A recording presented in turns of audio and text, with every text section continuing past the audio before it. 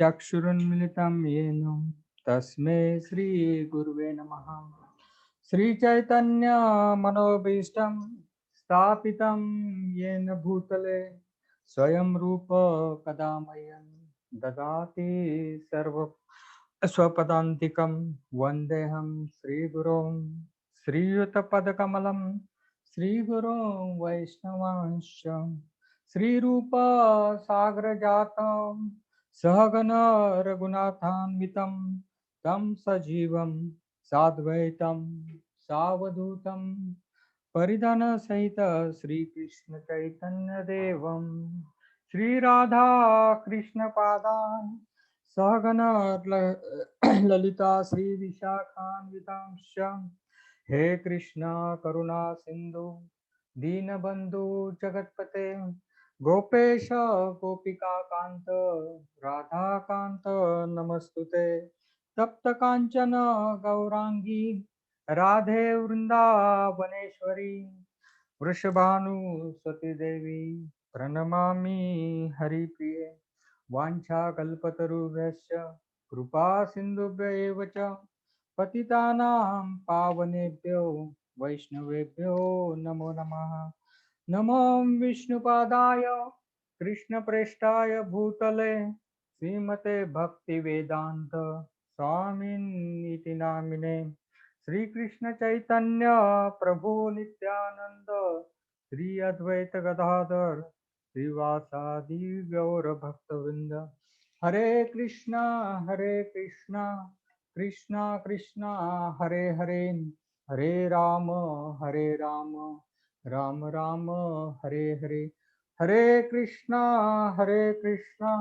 कृष्णा कृष्णा हरे हरे हरे राम राम राम हरे हरे। मोहनचंद्र प्रभू एकदा हा. जर सगळ्यांना म्यूट करतो तेव्हा हा. तुम्ही म्यूट व्हाल, एकदा अनम्यूट करून मग बोला.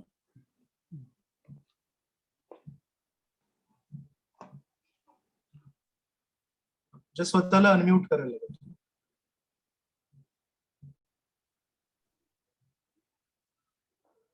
हरी बोल. येतोय प्रभूजी, आवाज येतोय. हा.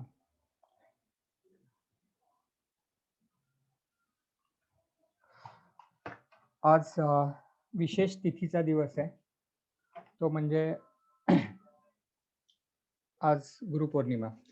तर काल सर्वांनाच व्हॉट्सॲपला अनेक त्यांच्या जे काही ज्यांनी इन्स्पिरेशन घेत आहेत, ज्यांच्याकडून इन्स्पिरेशन घेत आहेत त्यांना असे गुरुपौर्णिमेचे काल सर्वांनी गुरुपौर्णिमा अदर दॅन वैष्णवनी साजरी केली आणि आज आपण गुरुपौर्णिमेच्या विशेष तिथीला आज आपला हा सत्संगचा कार्यक्रम आहे. तर आज मला गुरुपौर्णिमा म्हणजे मी लास्ट टाइम सनातन गोस्वामींवर हे घेतलं होतं, एक क्लास दिला होता. त्यामुळं मी म्हटलं ह्यावेळी आपले प्रभुपाद जगद्गुरु श्रील प्रभुपाद आणि त्यांच्यावर आज विशेष आपण चर्चा करूया. आणि दुसरी गोष्ट म्हणजे अजून एक विशेष म्हणजे 125वी त्यांची जयंती महोत्सव आपण ह्या वर्षी साजरा करणार आहोत. ते एक विशेष कारण आहे की मी आज हा संस्थापक आचार्य जगद्गुरु श्रील प्रभुपाद यांच्यावर आपण आज चर्चा करणार आहोत. आणि तिसरी गोष्ट म्हणजे आज चातुर्मासचा पहिला दिवस, तो पण आज विशेष दिवस आहे. तर ह्या सर्व तिथीच्या दिवसाचे विशेष आपण पाहिलेच. तर आज जगद्गुरु श्रील प्रभुपाद यांच्यावर चर्चा करताना विशेष करून मी हे 3 विभागणी केलेली आहे. एक की प्रभुपादांनी इस्कॉनची स्थापना का केली, संस्थेची स्थापना का केली. दुसरी गोष्ट म्हणजे हु इज श्रील प्रभुपाद, म्हणजे श्रील प्रभुपाद कोण आहेत आणि त्यांचा विशेष काय आहे, विशेषता काय आहे, ग्रेटनेस ऑफ श्रील प्रभुपाद. आणि तिसरी गोष्ट म्हणजे त्यांनी त्यांचे जर टाइम परमिट केला तर त्यांचे विशेष जे काही आपण लीला म्हणतो, लीलामृत मधले जे विशेष पास टाइम्स आहेत प्रभुपादांचे त्यांच्या शिष्यांबरोबरचे, तर त्याच्यावर आज आपण थोडा वेळ चर्चा करूया. तर आता सुरुवातीला जे मी म्हटलं की इन्स्टिट्यूटची किंवा इस्कॉनची स्थापनेचा आपण स्थापना का झाली आणि कशा प्रकारे झाली ह्याचा पण ह्या मुद्द्यावर आपण आज चर्चा करू पहिली. तर एक गोष्ट आहे की आपली जर गुरु शिष्य परंपरा पाहिली तर आपल्या गुरु शिष्य परंपरेत भक्ती विनोद ठाकूर आहेत, भक्ती सिद्धांत सरस्वती ठाकूर आहेत, भक्ती विनोद ठाकूरांचे गुरु आहेत. तर ही गुरु शिष्य परंपरा पाहिली असताना चैतन्य महाप्रभूंपर्यंत जर आपण गेलो तर चैतन्य महाप्रभूंनी एक जी काही शिकवण भक्तीच्या मार्गातली जी काही आपल्याला शिकवण दिली, तर ती शिकवण चैतन्य महाप्रभू स्वतः असताना एक वेगळी गोष्ट होती. आणि बिफोर चैतन्य महाप्रभू म्हणजे चैतन्य महाप्रभूंच्या आधीचा काळ आणि चैतन्य महाप्रभूंच्या नंतरचा काळ हा मध्ये जर आपण फरक पाहिला तर तो फरक असा आहे की चैतन्य महाप्रभूंच्या पूर्वी जर कुणाला आध्यात्मिकतेमध्ये रुची असेल, आध्यात्मिक आयुष्यामध्ये रुची असेल, तर त्या व्यक्तीला एक एक विशेष त्याला ते जर आध्यात्मिक रुची असेल तर त्याला ते कार्य करण्यासाठी त्याला घराबाहेर पडणं भाग होतं. आपण पाहू शकतो की इव्हन चैतन्य महाप्रभूंचे थोरले बंधू विश्वरूप हे देखील त्यांनी घर सोडलं अगदी लहानपणीच. इव्हन नित्यानंद प्रभूंना देखील त्यांचे एक संन्यासी घेऊन गेले, बरोबर सोबत घेऊन गेले. तर असं पाहिलं तर चैतन्य महाप्रभूंच्या पूर्वी आध्यात्मिक जीवनात रुची असलेल्या व्यक्तीला घरदार पहिलं सोडावं लागायचं आणि कुठेतरी कुणाच्या तरी गुरुचा आश्रय घ्यावा लागायचा आणि त्या गुरुच्या आश्रयामध्ये किंवा गुरुच्या आश्रम मध्ये स्थित व्हायचे आणि तिथे त्यांचं पूर्ण जीवन गुरूंच्या सेवेमध्ये व्यतीत करायचे. आता हा होता काळ. आणि ह्या काळात कसं व्हायचं की गुरूंच्या अंडर शेल्टर घेतलेले शिष्य देखील मोजके होते, त्यामुळे पर्सनल अटेन्शन राहायचं आणि एवढ्याच वरच ते सीमित आध्यात्मिक आयुष्य इंडिव्हिज्युअलच होतं, म्हणजे पर्सनलच होतं. त्यामध्ये असं समाजाचा इतर कुणाचा विचार नव्हता. परंतु चैतन्य महाप्रभूंनी जी सुरुवात केली स्पिरिच्युअल म्हणजे आध्यात्मिक आयुष्य, आध्यात्मिक जीवन देण्याचे प्रयत्न जो काही समाजासाठी केला तो विशेष आहे आणि तो रिव्होल्युशनरी आपण म्हणू शकतो. ते क्रांतिकारकच होता. त्यांचे विचार आणि त्यांनी जी पद्धती दिली ती अगदीच क्रांतिकारक होती. एक तर त्यांनी एक कलेक्टिव्ह एन्डेवर असा एक प्रयत्न केला, म्हणजे तुम्ही सामुदायिक प्रयत्न केले पाहिजे. जसं नगर संकीर्तन किंवा संकीर्तन मुवमेंट आपण म्हणतो की सामुदायिक प्रयत्नावर भर दिला for the spiritual advancement of the individual and also for the society. म्हणजे सर्वांची आणि त्याबद्दल स्वतःची. हे जर आपण एकत्रित आलो आणि एकत्रित काही आध्यात्मिक कार्य केलं तर निश्चितच प्रगती सर्वांचीच होणार आहे आणि वैयक्तिक स्वतःची देखील होणार आहे. हे चैतन्य महाप्रभूंनी दिलं, म्हणजे ठोस सिद्धांत दिला. चैतन्य महाप्रभूंनी मॅसिव्ह असे मोठ्या प्रमाणात संकीर्तन मुवमेंट्स हे चालू केलं, आंदोलन चालू केलं मोठ्या प्रमाणात मॅसिव्ह. आणि खरोखरच तो क्रांतिकारी हे होता, रिव्होल्युशनरी निर्णय होता म्हणू शकतो आपण. आता चैतन्य महाप्रभूंच्या बाबतीत जर आपण विचार केला तर चैतन्य महाप्रभू हे स्वतः भगवंत आहेत, हे तर आपल्याला सर्वांनाच माहिती आहे. भगवंत तर त्यांनी एक प्रेडिक्शन त्यांच्या जीवनकालात केलं होतं की त्यांच्या लीलेमध्ये केलं होतं की ते म्हणजे अद्भुतच प्रेडिक्शन होतं की ह्या संकीर्तन किंवा हे कृष्ण भावना भावित आंदोलन हे सर्व जगाच्या पाठीवर ह्याचा प्रचार प्रसार होईल आणि विशेष करून प्रत्येक ग्राम आणि प्रत्येक नगरामध्ये ह्याचा प्रचार प्रसार झालेला तुम्हाला पाहायला मिळेल. हे चैतन्य महाप्रभूंचं प्रेडिक्शन होतं. आता एक आपण म्हणू शकतो की हे प्रेडिक्शन म्हणजे त्यावेळी संकीर्तन आंदोलन चैतन्य महाप्रभूंच्या काळात अगदी विचार केला तर ओरिसा, बेंगॉल ह्या प्रदेशातच म्हणू शकतो किंवा नवदीप, मायापूर, जगन्नाथपुरी आणि जास्तीत जास्त साऊथ इंडियामध्ये चैतन्य महाप्रभूंनी जेव्हा साऊथ इंडिया यात्रा केली त्यावेळी. तर हे प्रेडिक्शन त्यावेळी करणं म्हणजे किती, तसं बघायला गेलं तर आपण म्हणूया ह्या प्रेडिक्शन थोडंसं अलौकिक म्हणण्यापेक्षा काय म्हणूया थोडंसं हास्यास्पद पण वाटू शकतं किंवा रिलेव्हंट वाटू शकत नाही. परंतु हे प्रेडिक्शन कोणी केलं होतं? भविष्यवाणी कोणी केली होती? चैतन्य महाप्रभूंनी स्वतः केली होती. आणि चैतन्य महाप्रभूंनी केलेली भविष्यवाणी म्हणजे स्वतः भगवंतांनी केलेली भविष्यवाणी. त्यामध्ये कुठलंही दुमत असायचं कारणच नव्हतं. फक्त टाईम फॅक्टर होता, की जो कालावधी होता. त्या कालावधीनंतर आपल्याला ते स्पष्ट होणार होतं, की चैतन्य महाप्रभूंची हे वचन खरोखरच सत्य आलं का नाही ते.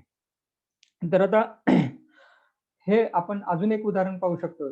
भगवंतांनी स्वतः कुरुक्षेत्रावर जे वचन दिलं अर्जुनाला आणि सांगितलं, की हे युद्धापूर्वीच हे मरण पावलेले आहेत किंवा विजय तुमचाच आहे. परंतु असं होऊ दिलं नाही, की अर्जुनाला त्याचे प्रयत्न करावेच लागले.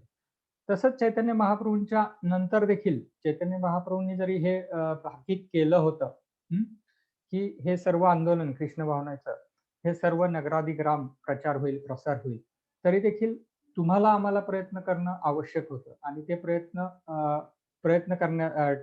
जे काही प्रयत्न होते, तर त्यामध्ये पण लीला होती, असं आपण समजू शकतो थोडंसं पाहिलं तर. चैतन्य महाप्रभूंच्या नंतर इमिजिएटली 100-150 वर्षाच्या कालावधीतच काय झालं, की चैतन्य महाप्रभूंची जी काही शिकवण होती, ती शिकवणच बऱ्यापैकी लोप पावली, लुप्त झाली. आणि त्या शिकवणीचा काहीच आधार राहिला नव्हता. कुठं रेफरन्स पण मिळत नव्हता. आणि ती शिकवण लुप्त झाली. जो प्युअर भक्ती मार्ग आहे, त्याचे टीचिंग्स जे होते, ते सर्व लुप्त झाले. आणि दुसरेच म्हणजे कलीचीच ही योजना म्हणू शकतो, की दुसरे जे अपसंप्रदाय म्हणतो आपण. अपसंप्रदाय खूपसे वर आले त्या काळी आणि जवळपास भक्तिविनोद ठाकूरांच्या वेळी तर 13 अपसंप्रदाय होते. तर ते अपसंप्रदायाचं हे काय होता, ते चैतन्य महाप्रभूंचे टीचिंग्स आम्ही फॉलो करतो. चैतन्य महाप्रभूंना आम्ही फॉलो करतो. असं त्यांचं एक भाष्य होतं. परंतु ॲक्चुअली ते मनगढंतच गोष्टी करायच्या. म्हणजे असं म्हणू शकतो, की ॲपरंटली वरवर पाहता चैतन्य महाप्रभूंची ही आंदोलन पुढे चालू आहे. परंतु खरोखर त्याचे टीचिंग जे आहेत ते सगळे नष्ट झालेले आहेत किंवा लुप्त झालेले आहेत. फक्त चैतन्य महाप्रभूंचं आंदोलन वरकरणी तुम्हाला चालू असल्याचं, प्रवाहात असल्याचं दिसत होतं. तर ही कलीचीच आपण म्हणू शकतो, की कलीचीच योजना किंवा चैतन्य महाप्रभूंना त्यातून काहीतरी घडवायचं होतं. अशी पण आपण विचार करू शकतो. आणि त्यामुळं ह्या कलीच्या योजनेचा असा प्रभाव झाला, की ह्या सगळ्या चैतन्य महाप्रभूंच्या लुप्त झाल्या, कव्हर्ड झाल्या हे टीचिंग्स. आणि मग खरी गोष्ट काय झाली, की हे असे अपसंप्रदाय वर आल्यामुळे ते इतके डिग्रेडेड गोष्टी घडायला लागल्या समाजामध्ये, की आज वैष्णविझम आणि चैतन्य महाप्रभूंचे फॉलोअर्स यांच्याकडे बघण्याचा एक सभ्य माणसाचा किंवा सामाजिक दृष्टिकोनच पूर्णपणे चेंज झाला. पूर्णपणे दूषित झाला. तर वेगळ्याच दृष्टिकोनाने चैतन्य महाप्रभूंच्या आंदोलनाकडे 100-150 वर्षाच्या कालावधीतच पाहिलं जाऊ लागलं. आणि हा पूर्णपणे कलीचा प्रभावच आपण समजू शकतो. आणि त्यानंतर आपल्याला माहितीच आहे, की आत्ताच भक्तिविनोद ठाकूरांचा देखील आविर्भाव दिवस झाला. तर भक्तिविनोद ठाकूरांचा जन्म झाला आणि त्यावेळी त्यांनी जे आंदोलन हाती घेतलं, चैतन्य महाप्रभूंचे टीचिंग जे काही लुप्त झालेले सर्व टीचिंग्स होते, त्यांनी रिवाईव्ह करण्याचा प्रयत्न केला. आणि ह्यांना आपण जसं षडगोस्वामींना इन्स्ट्रक्शन मिळाले होते, षडगोस्वामींना जे आदेश मिळाले होते चैतन्य महाप्रभूंकडून, सूचना किंवा आदेश मिळाले होते, त्याच प्रकारे तेच कार्य, त्याच पद्धतीने कार्य भक्तिविनोद ठाकूरांनी आपल्यासाठी केलेलं आहे. म्हणून त्यांना 7वे गोस्वामी असं देखील उद्देशलं जातं. तर त्यांनी विशेष कार्य काय केलं?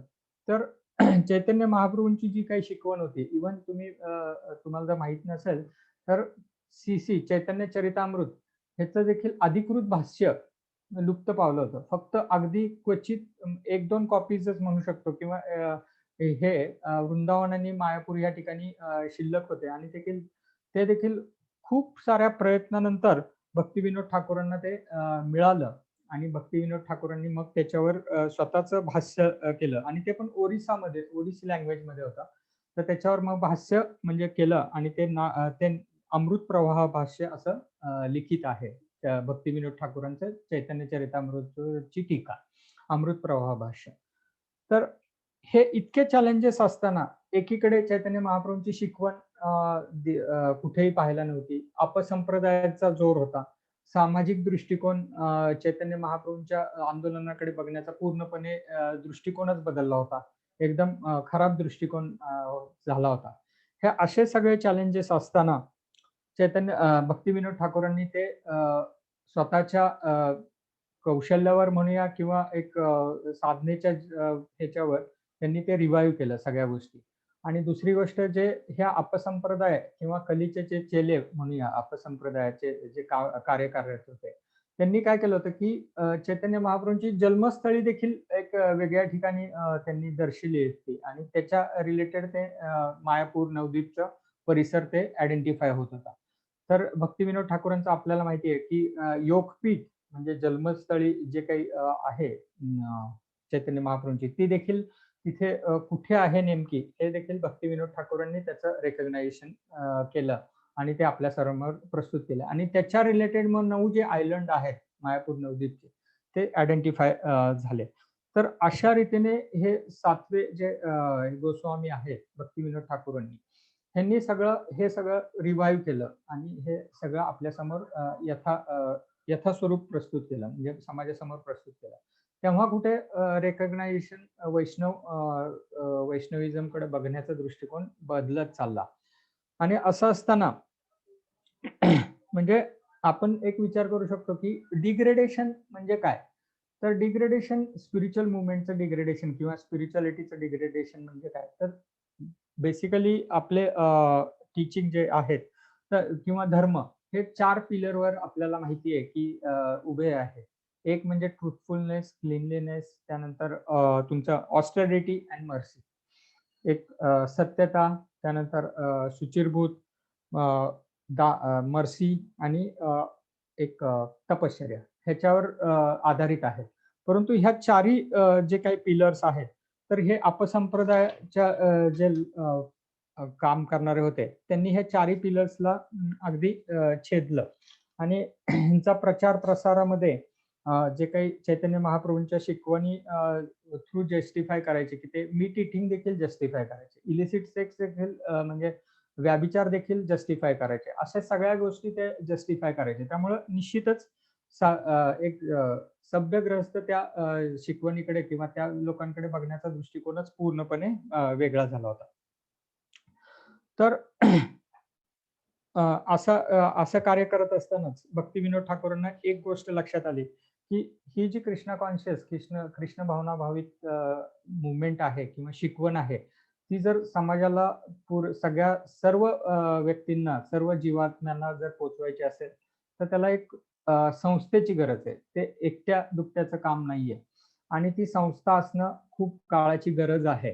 परंतु आज चैतन्य एवढं काम केलं नसताना, एवढं कार्य केलं असताना भक्तिविनोद ठाकूरांनी त्यांच्या समोर ते चॅलेंज होतच. फक्त त्यांच्या मनात जी ब्लूप्रिंट होती, जे जर्नी होती किंवा काय, की कशा प्रकारे ही आंदोलन पुढे घेऊन गेलं पाहिजे ह्याची ब्लूप्रिंट त्यांचे अगदी ठाम होती किंवा तयार होती. फक्त ते एक्झिक्युशन म्हणजे ते प्रत्यक्षात आणण्यासाठी भक्तिविनोद ठाकूरांना स्वतःला ते शक्य नव्हतं. म्हणून ते जगन्नाथजींना जगन्नाथपुरीमध्ये प्रार्थना करत आणि प्रार्थना करून त्यांच्या त्या प्रार्थनेला उत्तर म्हणून आपल्याला माहिती आहे की भक्ती सिद्धांत सरस्वती ठाकूरांचा जन्म विनोद ठाकूरांच्या घरी झाला आणि मग भक्ती सिद्धांत सरस्वती ठाकूरांनी ही मुवमेंट, ही कृष्ण भावना भावित कार्य पुढे हाती घेतलं. आणि आपल्याला जर भक्तिविनोद ठाकूरांचं जर आपण हे फोरसाइटेडनेस किंवा दूरदृष्टी पाहिली तर त्यांनी नामहट म्हणजे आपल्याला माहिती आहे की नामहट म्हणजे काय, की नामाचं जिथं मार्केट आहे, हरिनामाचं मार्केट आहे. म्हणजे आपण एक जर बिझनेस मॉडेल जर बघितला तर बिझनेस मॉडेलमध्ये काय असतं की एक हे असतो कन्सेप्ट किंवा एखादी गोष्ट फॅक्टरीतून किंवा एखादी गोष्ट बाहेर येते आणि त्याचं मग पुढे डिस्ट्रीब्युशन होतं थ्रू विविध चेन्स ऑफ एजन्सीज. तसंच नामहट म्हणजे हरिनामाचं जे मार्केट उघडलंय, कमोडिटी म्हणूया, हरिनाम हे कमोडिटी जर आपण पकडलं तर त्याचे नित्यानंद प्रभू हे पहिले प्रमुख वितरक राहिले. कारण नित्यानंद प्रभूंनी ते पुढे चैतन्य महाप्रभूंपासून हरिनाम संकीर्तन नित्यानंद प्रभू, हरिदास ठाकूर यांच्या मार्फत पुढे मग ते सर्व सर्वांपर्यंत प्रचार प्रसार होत गेला. तर मग ते other agencies, distributor, retailer chain वगैरे ह्या प्रत्यक्षात मग कंझ्युमर पर्यंत पोहोचलं ते हरिनाम, ही कमोडिटी पोहोचली. तर भक्तिविनोद ठाकूरांचा ह्या ठिकाणी रोल काय असेल? आपण जर विचार केला ह्या सर्व बिझनेस मॉडेलमध्ये भक्तिविनोद ठाकूरांचा रोल, ज्यांच्याकडे ही ब्ल्यूप्रिंट तयार होती की कशा प्रकारे कृष्ण भावनेचा प्रचार व्हायला पाहिजे, कार्य पुढे गेलं पाहिजे आणि चैतन्य महाप्रभूंचं प्रेडिक्शन प्रत्यक्षात यायला पाहिजे. तर भक्तिविनोद ठाकूर म्हणतात की माझा रोल हा स्वीपरचा असेल. म्हणजे ती जी मार्केट प्लेस आहे तर ती स्वच्छ करण्याची जबाबदारी माझी आहे. जसं तेच कार्य भक्तिविनोद ठाकूरांनी केलं, कारण हे अपसंप्रदायांना त्यांनी पूर्णपणे बाजूला केलं, ते वाईप आउट केले, वीड्स वाईप आउट केले हे सगळे अपसंप्रदायाचे. आणि तेच कार्य भक्तिविनोद ठाकूर म्हणतात की स्वीपरची जागा ही माझी असेल त्या ठिकाणी, टू क्लीन द गार्बेज, असा भक्तिविनोद ठाकूरांचा तिथे रोल आहे. तर हे मॉडेल त्यांच्या मनात होतं, त्यांना माहिती होतं हे साकारणं गरजेचं आहे आणि ते साकारण्यासाठी त्यांनी प्रार्थना केली आणि भक्ती सिद्धांत सरस्वती ठाकूर यांच्या जन्म त्यांच्या पोटी झाला. तर भक्ती सिद्धांत सरस्वती ठाकूर यांनी आपल्याला माहिती आहे की इन्स्टिट्यूशनलायझेशन केलं ह्या स्पिरिच्युअल ऍक्टिव्हिटीचं, म्हणजे कृष्ण भावनेचा एक जे काही प्रचार प्रसार व्हावा तो एक इन्स्टिट्यूट म्हणजे काय संस्थेच्या माध्यमातून झाला पाहिजे, असा त्यांनी ठाम विश्वास होता आणि त्याप्रमाणे त्यांची कार्यप्रणाली चालू केली. आणि आपल्याला माहिती आहे की त्यांच्या काळात त्यांनी 64 गौडीय मठ भारतात उभा केले, 64 गौडीय मठ. आणि त्याचा कृष्ण भावनेचा प्रचार, वैष्णविझमचा प्रचार ह्या गौडीय मठच्या माध्यमातून सर्व दूर पसरला.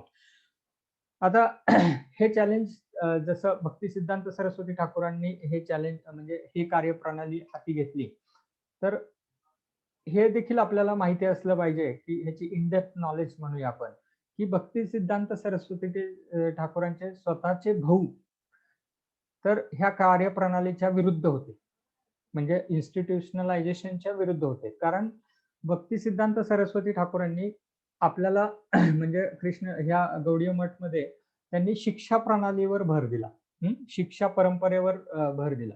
आणि आपल्याला माहिती आहे आपण जी गुरु शिष्य परंपरा पाहतो ती शिक्षा परंपरा शक्यतो आपल्याला माहिती आहे की बलदेव विद्याभूषण असतील, त्यानंतर बलदेव विद्याभूषण नंतर जगन्नाथदास बाबाजी आहेत, जगन्नाथदास बाबाजी नंतर भक्ती विनोद ठाकूर आहेत, नंतर गौर किशोर दास बाबाजी आहेत आणि नंतर भक्ती सिद्धांत सरस्वती ठाकूर आहेत आणि नंतर आपले जगद्गुरु श्रील प्रभुपाद आहेत. तर ही शिक्षा परंपरा आहे. खरं तर ही लाईन ड्रॉ केली भक्ती सिद्धांत सरस्वती ठाकूरांनी आणि ती गौडीय मठमध्ये प्रस्थापित केली. परंतु त्यांनी एक बायफर्गेट कुठे केलं की दीक्षा परंपरेत जर पाहिलं तर दीक्षा परंपरेत भक्ती विनोद ठाकूरांची दीक्षा ही बिपिन बिहारी गोस्वामी यांच्याकडून झाली होती, ते त्यांचे दीक्षा गुरु आहेत. तर त्यांचा कुठेही शिक्षा परंपरेत उल्लेख नव्हता. तर हे त्यांचे सख्खे भाऊ यांना ते गोष्ट खूप खटकत होती आणि त्यांचा जो रिव्होल्युशनरी कन्सेप्ट होता जो संस्थेमार्फत हे प्रचार प्रसार करायचा, आध्यात्मिक कार्य करायचं, तर ह्या रिव्होल्युशनरी जो कन्सेप्ट होता त्या कन्सेप्टच्या त्यांनी अगेन्स्ट होते त्यांचे भाऊ. तर कॉन्फ्लिक्ट एवढे विकोपास गेले की शेवटी भक्ती सिद्धांत सरस्वती ठाकूरांनी त्यांना गौडीय मठ पासून बाजूला केलं, त्यांच्या सख्ख्या भावाला. आता हे पाहू शकतो आपण की हे करत असताना की आपल्याला भक्ती सिद्धांत सरस्वती ठाकूरांनी एवढं बोल्ड स्टेप आणि एवढे रिव्होल्युशनरी किंवा डायनॅमिक स्टेप्स घेतले, त्याच्या मागं एक कारण आहे. आणि त्यांनी कुठल्याही गोष्ट पर्सनल इंटरेस्ट किंवा पर्सनल काही इंटरेस्ट ठेवून केल्या नाही. त्यांनी सॅक्रिफाईस केले ह्या सगळ्या गोष्टी. जसं की मी सांगितलं की आता त्यांचे भाऊ स्वतः विरोधात होते, तरी त्यांना एक वेळ त्यांनी समजवण्याचा प्रयत्न केला किंवा नाही समजलं तर त्यांनी त्यांचा त्याग केला. परंतु हे कार्य संस्थेमार्फतच करायचं हे ठाम होते आणि त्यासाठी काही सॅक्रिफाईस करण्याची वेळ आली, अगदी पर्सनल लेवलवर सॅक्रिफाईस असो किंवा कुठल्याही, तर ते करण्याची तयारी भक्ती सिद्धांत सरस्वती ठाकूरांनी ठेवली. आणि हे आपल्याला माहिती आहे की आता त्यांना जसं लक्षात आलं की नीड ऑफ इन्स्टिट्यूट म्हणजे एक संस्था ही असलीच पाहिजे हे कार्य पुढे नेण्यासाठी. तर संस्थेचं जर आपण स्ट्रक्चर पाहिलं किंवा कुठल्याही ऑर्गनायझेशन जे सक्सेसफुल ऑर्गनायझेशन आहे, मल्टीनॅशनल सक्सेसफुल ऑर्गनायझेशन म्हणू शकतो आपण किंवा नॅशनल लेव्हलच्या आपल्या बिझनेस मॉडेल्स म्हणू शकतो किंवा मॉडेल्स. तर त्यामध्ये आपण फोर्ड कंपनीचं नाव घेऊ शकतो किंवा आत्ताची टेस्ला कंपनीचं नाव घेऊ शकतो. तर टेस्लामध्ये इलन मस्क आहेत आणि फोर्डमध्ये जे काही त्यांचे पायोनियर आहेत, तर त्यांचा रोल एक महत्त्वाचा राहतो. फाउंडर म्हणून किंवा पायोनियर म्हणून. आणि त्यानंतर ते जे स्ट्रक्चर देतात कंपनी मॅनेजमेंटसाठी किंवा मॅनेजमेंट पुढे एक्झिक्युशनसाठी, तर ते देखील तितकंच महत्त्वाचं आहे. म्हणजे जसं की पायोनियर जितकेच महत्त्वाचे आहेत, कन्सेप्ट देणारे किंवा कन्सेप्ट आणि ते एक्झिक्यूट करणारे ते जे स्ट्रक्चर देखील तितकंच अगदीच महत्त्वाचं आहे. म्हणून तर आपण 2 गोष्टी पाहू शकतो, की इन्स्टिट्यूट सक्सेस कधी होऊ शकते. तर त्यामध्ये 2 क्रायटेरिया आपल्याला पाहायला लागतील. 2 क्रायटेरिया म्हणजे 2 गोष्टी आपल्याला महत्त्वाच्या जाणल्या पाहिजेत, की हेड कोण आहे? त्या इन्स्टिट्यूटचा, त्या संस्थेचा हेड कोण आहे? हेडवर ते आयडेंटिफिकेशन राहतं आणि दुसरी गोष्ट म्हणजे स्ट्रक्चर ऑफ द मॅनेजमेंट काय आहे? ते मॅनेजमेंट कार्यप्रणाली कशी आहे? किंवा एस-ओ-पी म्हणूया आपण. तर ते कार्यप्रणाली कशी चालते? ह्या 2 गोष्टी जर एकमेकाला पूरक पोषक असतील, तरच ती संस्था पुढे जाणार आणि त्याचा भविष्यात म्हणजे उत्कर्ष होणार हे आपण पाहू शकतो. तर भक्ती सिद्धांत सरस्वती ठाकूरांनी हे जे मॉडेल दिलं गौडिया मठचं, तर ह्यामध्ये ते फाउंडर आचार्य कोण होते? तर भक्ती सिद्धांत सरस्वती ठाकूर होते. तर तो प्रश्नच नव्हता. ते फाउंडर आचार्य होते, एकदम प्युअर डी प्युअर वैष्णव आणि त्यांच्याबद्दल आणि स्ट्रक्चर जे दिलं त्यांनी गौडीय मठ रन करण्याचं, तर ते स्वतः असताना ते एक्झिक्युशन छान प्रकारे होत होतं. प्रचार प्रसार होत होता. 64 गौडीय मठ त्यांच्या काळात उभे राहिले. तर हे सगळं झालं, परंतु अगदी शेवटच्या काळात त्यांच्या एका शिष्याने विचारलं, की भक्ती सिद्धांत सरस्वती ठाकूर, आपण हे पुढे गौडीय मठचं कार्य कसं चाललं पाहिजे किंवा काय तुमचे गाईडलाईन्स राहतील? तुमच्या काय कार्यनिर्देश कसा राहील? तर आपल्याला आश्चर्य वाटेल, की त्यावेळी भक्ती सिद्धांत सरस्वती ठाकूर म्हटले, की हे गौडीय मठ हे जी म्हणजे गव्हर्निंग बॉडी कमिशन ह्याच्या अंडर हे रन व्हायला पाहिजेत. म्हणजे पहिला जी हा वर्ड किंवा गव्हर्निंग बॉडी कमिशन हा शब्द हा भक्ती सिद्धांत सरस्वती ठाकूरांनी त्यांच्या डिसायपलला, त्यांच्या शिष्यांना दिला. आणि ती कार्यप्रणाली त्याप्रमाणे तुम्ही जर रन केली, तरच ती पुढे जाणं शक्य आहे आणि ह्या कृष्ण भावनेचा प्रचार प्रसार सर्व जगभरात होणं शक्य आहे. तर हे असे शब्द म्हणजे हे असे शब्द होते भक्ती सिद्धांत सरस्वती ठाकूरांचे. परंतु आफ्टर डिपार्चर त्यांच्या तिरोभावानंतर त्यांच्या जे काही शिष्य होते, गुरु शिष्य, आता हे थोडंसं हार्ड टू डायजेस्ट पण आपल्याला स्पष्टता पाहिजे. कारण आपल्याला प्रभुपाद आणि प्रभुपादांचं कार्य, प्रभुपाद कोण आणि प्रभुपादांचं कार्य आणि इस्कॉन संस्था ह्याची जर आपल्याला इन डेप्थ जर माहिती पाहिजे असेल किंवा माहिती जाणून घ्यायचं असेल, तर ह्या गोष्टी क्लिअर होणं गरजेचं आहे. म्हणून मी हे काही गोष्टी स्पष्ट सांगतोय, की भक्तिसिद्धांत सरस्वती ठाकूरांच्या नंतर गौडीय मठ डिवाइड झाले आणि एक पद्धती म्हणजे आचार्य पद्धती आणि एक पद्धती राहिली गव्हर्निंग बॉडी, जी की भक्ती सिद्धांत सरस्वती ठाकूरांना अपेक्षित होते. तर पहिलं डिव्हिजन ह्याच ठिकाणी झालं आणि त्या डिव्हिजनमध्ये आचार्य पद्धतीमध्ये काय झालं, की ज्यांनी कोणी ती संस्था किंवा गौडीय मठचा कारभार हाती घेतला, त्या आचार्यांचा अनफॉर्च्युनेटली म्हणूया, की फॉल डाऊन झाला आणि त्या फॉल डाऊनमुळे काय झालं, की ते स्ट्रक्चर पूर्ण एका व्यक्तीवर विसंबल राहिलेलं स्ट्रक्चर पूर्णपणे कोलॅप्स झालं आणि ते गौडीय मठ फेल्ड अपार्ट म्हणजे पूर्णपणे दुभंगलं गेलं. तर त्यामुळे आज तिथे कॉन्फ्लिक्ट्स वाढले. त्यानंतर प्रोप्रायटरशिपसाठी वाद चालू झाले, लीगल मॅटर्स झाले, अशा अनेक गोष्टी झाल्या. तर एवढे सगळे जर अंतर्गतच कलह असेल, तर तो बाहेर आपण त्या संस्थेच्या माध्यमातून प्रचार करणं कसं शक्य आहे. म्हणून गौडीय मठ नंतर भक्ती सिद्धांत सरस्वती ठाकूरांनंतर प्रचार हा गौडीय मठच्या माध्यमातून जवळपास थांबला आणि त्यांचे जे शिष्य होते तर ते आपापसातच अंतर्गत कलहामध्येच ते थांबले किंवा राहिले आणि काही जणांचा फॉल डाऊन झाला. अशा बऱ्याचशा गोष्टी झाल्या की एकतर की भक्ती सिद्धांत सरस्वती ठाकूरांचे शिष्य ज्यांना की गणेश म्हणून संबोधलं जायचं, की ज्यांची भक्ती सिद्धांत सरस्वती ठाकूर डिक्टेट करायचे आणि ते ॲज इट इज त्याचं लिहायचे आणि त्यांची मेमरी म्हणजे फोटो मेमरी होती. तर असे जे काही शिष्य होते ते देखील ह्या फॉल डाऊन झाला. अशा प्रकारे आपण पाहू शकतो की गौडीय मठची पुढची परिस्थिती भविष्य काय झालं. तर हे सर्व प्रभुपादांनी पाहिलं आणि प्रभुपाद भक्ती सिद्धांत सरस्वती ठाकूरांना 1922 सालीच भेटले होते आणि प्रभुपादांना हे इन्स्ट्रक्शन पूर्णपणे माहिती होते की काय काय केलं पाहिजे, हे प्रचार कार्य पुढे नेण्यासाठी, कृष्ण भावना पुढे घेऊन जाण्यासाठी काय केलं पाहिजे. तर आपल्याला एक माहितीसाठी सर्वांना माहितीच आहे तरी पण रिपिटेशन 1922 साली पहिलं भक्ती सिद्धांत सरस्वती ठाकूर आणि श्रील प्रभुपाद यांची पहिली भेट झाली आणि त्या पहिल्या भेटीतच भक्ती सिद्धांत सरस्वती ठाकूरांनी त्यांना इन्स्ट्रक्शन दिले की हे जे काही साहित्य आहे चैतन्य महाप्रभूंची शिकवण आहे हे वैदिक साहित्य तुम्ही इंग्लिशमध्ये ट्रान्सलेट करा आणि वेस्टर्न कंट्रीजमध्ये ह्याचा प्रचार करा. हे पहिलं इन्स्ट्रक्शन त्यांना 1922 साली की ज्यावेळी त्यांचं वय अवघं 26 वर्ष होतं.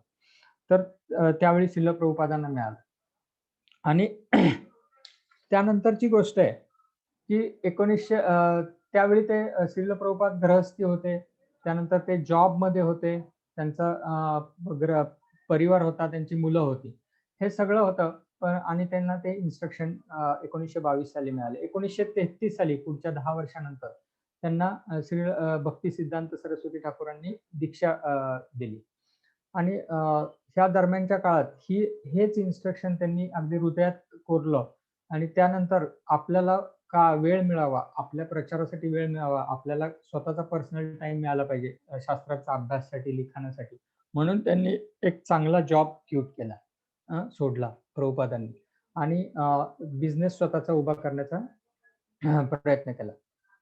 मग त्या अनेक स्ट्रगल मधून गेला. तो एक डिफरंट चॅप्टर आहे खरं तर भक्तिविनोद ठाकूर श्रील प्रभुपादांचा आयुष्याचा. तर 1933 साली त्यांचा दीक्षा झाली भक्ती सिद्धांत सरस्वती ठाकूरांकडून. त्यानंतर 1944 साली त्यांनी बॅक टू गॉडहेड मॅगझिन पहिलं सुरू केलं. त्यानंतर 1955 साली त्यांनी वानप्रस्थ स्वीकारला आणि 1966 साली त्यांनी इस्कॉनची स्थापना केली. तर हे जे काही प्रवास झाला 1922 ते 66, तर ह्याला लाईफ टाइम प्रिपरेशन असं सत्स्वरूपदास गोस्वामी म्हणतात त्यांच्या पुस्तका लीलामृतमध्ये. लाईफ टाइम प्रिपरेशन की खरं कार्य प्रभुपादांनी म्हणजे इस्कॉनच्या माध्यमातून केलं ते 1966 नंतरच 1966-67 नंतर चालू झालं. परंतु त्यासाठी प्रिपरेशन कुठून चालू झालं तर 1922 ते 1966 सालापर्यंत एक स्टेप वाईज त्यांचं प्रिपरेशन होत गेलं.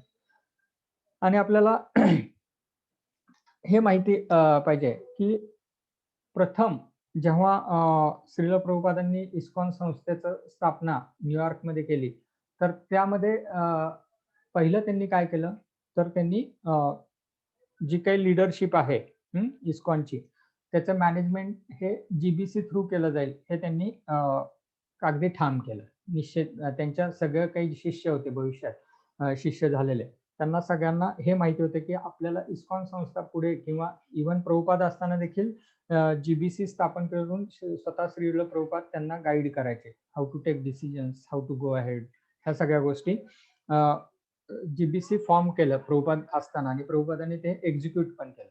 म्हणजे ज्या गोष्टी भक्ती सिद्धांत सरस्वती ठाकूरांनी इन्स्ट्रक्शन देऊन गेले, तर त्या गोष्टी प्रभुपादांनी स्वतःच्या अस्तित्व म्हणजे स्वतः असतानाच त्या गोष्टी एक्झिक्यूट केल्या आणि ते तसे मॉडेल रन करायला सुरुवात केली. त्यामुळे आज आपण काय पाहतोय की इस्कॉनची पोझिशन आज एकदम प्रचाराच्या असो किंवा ह्या जे काही परंपरेमध्ये इस्कॉनची पोझिशन एकदम प्रचारासाठी चांगली आहे, स्ट्रॉंग आहे. आणि त्यामध्ये 2 गोष्टी फायद्याच्या काय होतात, एक तर सर्व पर्यंत हा मार्ग म्हणजे हे शिकवण चैतन्य महाप्रभूंची पोहोचवली जाते. जसं की प्रिडिक्शन केलं होतं चैतन्य महाप्रभूंनी, की नगराधिग्राम, तर ते होतंय. आणि दुसरी गोष्ट, जे कोण इस्कॉनमध्ये आहेत, त्या प्रत्येक भक्ताची इथं आध्यात्मिक प्रगतीमध्ये काळजी घेतली जाते आणि काळजी केली जाते. त्यामुळे दोन्ही ट्रॅकवर गाड्या अगदी बरोबर चालतायत. म्हणजे एकीकडे प्रचार पण होतोय, बुक डिस्ट्रिब्युशन होतंय, ह्या सगळ्या गोष्टी होतायत आणि एकीकडे वैयक्तिक साधनेवर देखील किंवा वैयक्तिक प्रगतीवर, आध्यात्मिक प्रगतीवर देखील ते व्यवस्थित चालू आहेत. ह्या दोन्ही गोष्टी साध्य झाल्या आहेत.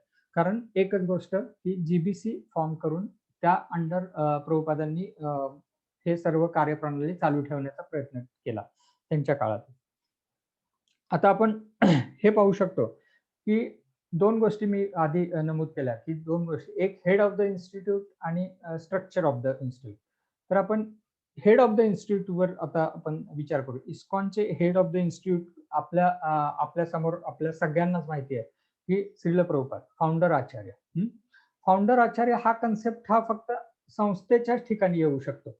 हा कन्सेप्ट हा जो एक्सप्रेशन आहे फाउंडर आचार्य, ते एक्सप्रेशन हे संस्था आली की तिथे फाउंडर आचार्य हा शब्द येतो. तर त्याच्या आधी फाउंडर आचार्य म्हणजे भक्ती सिद्धांत सरस्वती ठाकूरांच्या आधी फाउंडर आचार्य हा शब्द नव्हता. आणि गौडीय मठचे फाउंडर आचार्य भक्ती सिद्धांत सरस्वती ठाकूर आहेत. जसे इस्कॉनचे फाउंडर आचार्य हे श्रील प्रभुपाद आहे. तसं फाउंडर आचार्य हा शब्द त्या ठिकाणी आला. श्रील प्रभुपाद हे फाउंडर आचार्य आहेत इस्कॉनचे.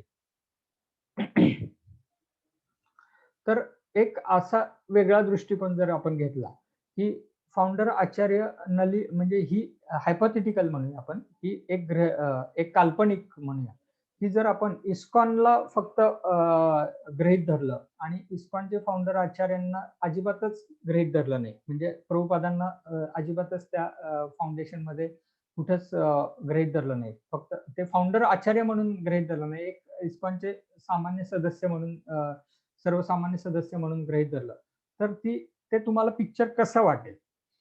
तर ते पिक्चर तुम्ही डायजेस्ट तरी करू शकता का? ISKCON without founder acharya as a Srila Prabhupada as a founder acharya. तर ते होऊच शकत नाही. हे आपल्याला जाणलं पाहिजे आणि हे आपल्याला निश्चित माहीत असलं पाहिजे. कारण प्रत्येक गोष्ट इस्कॉनच्या कार्यप्रणालीत जी काही गोष्ट आहे, सकाळच्या भागवतम पासून ते संध्याकाळच्या म्हणजे भगवद्गीता क्लासपर्यंत, आणि काही डाउट्स असतील, काही भक्ती मार्गातले डाउट्स असतील किंवा काही सिद्धांतांवरचे डाउट्स असतील, तर आपला रेफरन्स पॉइंट हा कुठला राहतो? एकमेव रेफरन्स पॉइंट राहतो, तो म्हणजे श्रील प्रभुपादांची पुस्तकं. तर श्रील प्रभुपादांची पुस्तकं नसतील तर ह्या सगळ्या गोष्टी आपण प्रस्तुतच करू शकणार नाही. त्यामुळं इस्कॉन इज पूर्णपणे फाउंडर आचार्य श्रील प्रभुपाद हे दोन गोष्टी एकत्रच आहेत. त्यामुळं श्रील प्रभुपादांचा हा रोल हा फाउंडर आचार्य म्हणूनच राहणार आहे. आणि तो कशाच्या माध्यमातून राहतोय, तर त्यांचे बुक्स जे आहेत, पुस्तकं जे आहेत, त्या माध्यमातून, आणि दुसरी गोष्ट त्यांचे टीचिंग्स ह्या माध्यमातून श्रील प्रभुपादांचा रोल हा फाउंडर आचार्य म्हणूनच राहणार आहे. जरी त्यांचा आज ह्या जगात नाहीयेत श्रील प्रभुपाद, तरी फाउंडर आचार्य म्हणून त्यांचा रोल हा त्याच ठिकाणी तसाच राहणार आहे आणि तो राहणं मस्टच आहे, असं मी तर म्हणतोय. आता एक आपण पाहू शकतो, की हा कन्सेप्ट जो आहे, जसं की आपण आपल्याला संप्रदाय, तर 4 संप्रदाय सगळ्यांनाच माहिती आहे. श्री संप्रदाय आहे, रुद्र आहे, ब्रह्म मध्व गौडीय संप्रदाय आहे, कुमार संप्रदाय आहे. तर आपल्याला ह्या संप्रदायाचे जे हेड आहेत, तर रुद्र संप्रदायाचे हेड शिवजी आहेत स्वतः. त्यानंतर ब्रह्म मध्व गौडीयाचे ब्रह्माजी स्वतः हेड आहेत. त्यानंतर श्री संप्रदायाचे हेड लक्ष्मीजी आहेत. तर कुमार संप्रदाय चतुष्कुमार आहेत. तर ह्यांची पोझिशन बदलणार आहे का? ह्यांची पोझिशन बदलूच शकत नाही. ते एकच असलेला, तो संप्रदाय म्हणजे ते हेड असंच आहे. तसंच आपण अजून काही गोष्टी क्लॅरिफाय करू शकतो. त्या म्हणजे ख्रिश्चनिटी, जो ख्रिश्चन हे आहे, धर्म आहे किंवा शिकवणूक आहे, त्याच्यापासून जीसस क्राइस्टनं आपण वेगळं करू शकतो का? तर अजिबातच नाही. त्यानंतर मुस्लिम जे शिया असतील, सुन्नी असतील, जे काही असतील मुस्लिम त्यांचं, तर मोहम्मदांपासून त्यांना वेगळं करू शकतो का मुस्लिम धर्माच्या शिकवणीला? तर नाही करू शकत. तसंच आहे इन कॉन्टेस्ट, म्हणजे जर इस्कॉनचा जर संदर्भ घेतला, तर फाउंडर आचार्य श्रील प्रभुपाद यांना वेगळं करणं शक्य नाही. तर ते फाउंडर आचार्य ही पोझिशन श्रील प्रभुपादांची राहणारच आहे. As long as ISKCON is there. जोपर्यंत इस्कॉन आहे तोपर्यंत श्रील प्रभुपादांची फाउंडर आचार्य म्हणूनच पोझिशन राहणार आहे.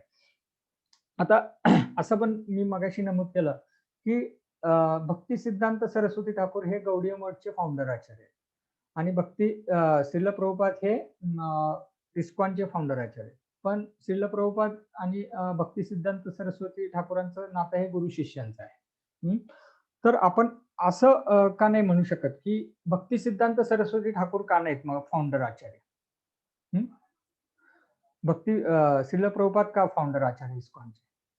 तर हा प्रश्न देखील उपस्थित होऊ शकतो, परंतु त्याला एकच उत्तर आहे, जे की भक्तिचारू स्वामी महाराज म्हणतात की जर गौडीय मठ डिसइंटिग्रेट झाले नसते, विभाजित झाले नसते आणि काही ठिकाणी संपले नसते किंवा त्यांच्या अंतर्गत कलह जर निर्माण झाले नसते आणि ते प्रचाराच्या भूमिकेत राहिले असते आणि त्यांनी जीबीसी थ्रू जर हे कार्यप्रणाली चालू ठेवली असते, तर भक्ती सिद्धांत सरस्वती ठाकूर हेच फाउंडर आचार्य राहिले असते.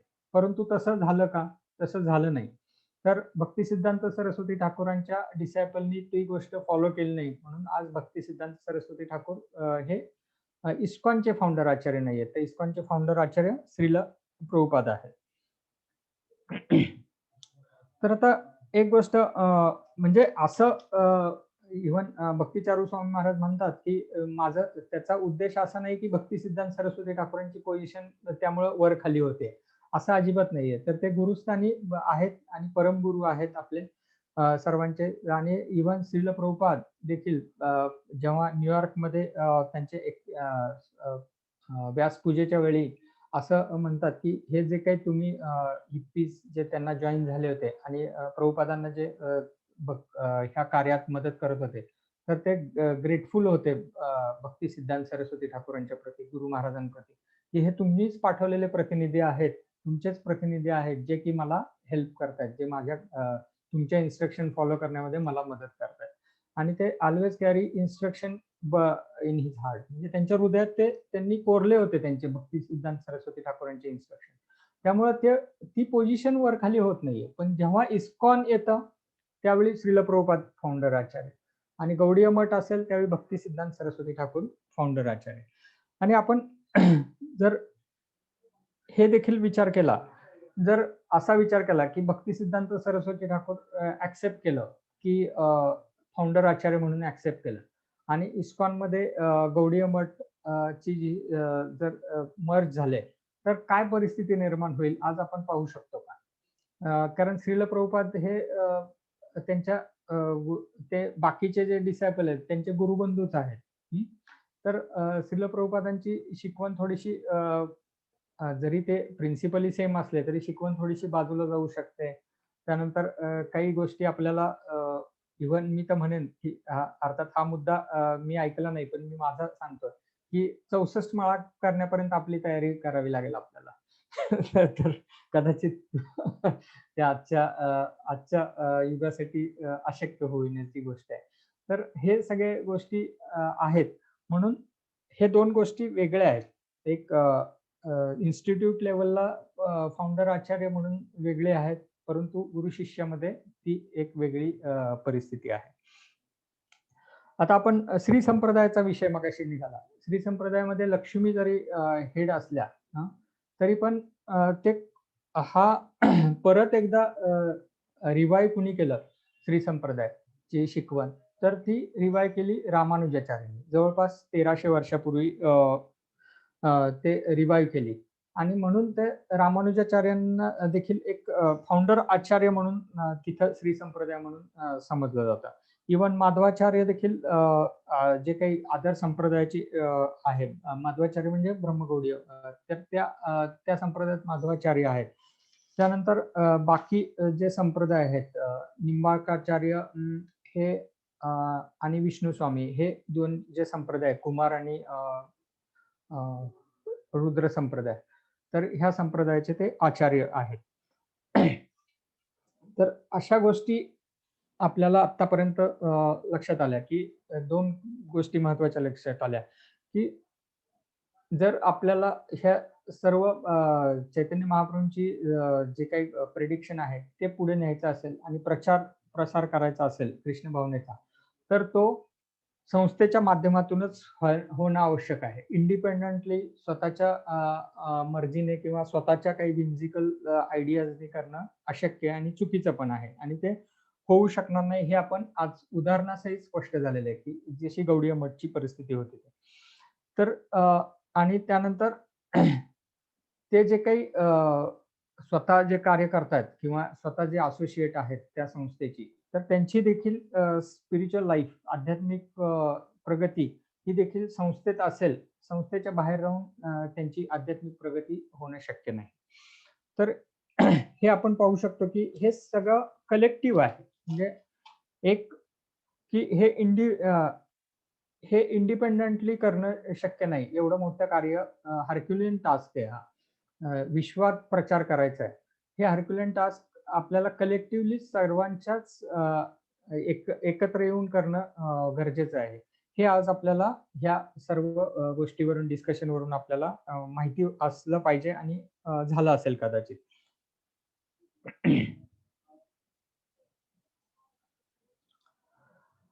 त्यानंतर पुढचा गोष्ट राहते, की जेव्हा आपण श्रील प्रभुपादांच्या आता आपण पुढची गोष्ट पाहूया, की श्रील प्रभुपाद जेव्हा वेस्टमध्ये गेले सुरुवातीला न्यूयॉर्कमध्ये, तर त्यांनी इस्कॉनची जी स्थापना केली, तर ते इस्कॉनची स्थापना करताना त्यांच्याकडे तसे काही रिसोर्सेस होते, की काय रिसोर्सेस होते? आपण जर सुरुवातीचे दिवस प्रभुपादांचे सगळ्यांनी ऐकलेत, वाचलेत, तर त्यांच्याकडे रिसोर्सेस म्हणजे काहीच नव्हतं तसं बघायला गेलं तर. एक मी ऐकलं आणि वाचलं, की भक्तिचारू महाराज म्हणतात, की सुरुवातीच्या काळात श्रील प्रभुपादांना न्यूयॉर्कमध्ये राहण्याचं ठिकाणच नव्हतं. त्या राहण्याचे ठिकाण सुरुवातीच्या काळात कुणी देऊ केलं, तर मा जे मायावादी मित्र होते त्यांचे, एक मायावादी गुरु होते. तर त्यांनी त्यांना राहण्यासाठी जागा दिली. आता तुम्ही विचार करू शकता, की ज्यांचं आयुष्यच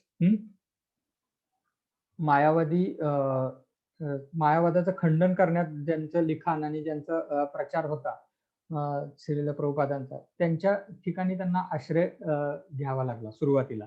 तर हे किती पेनफुल होतं.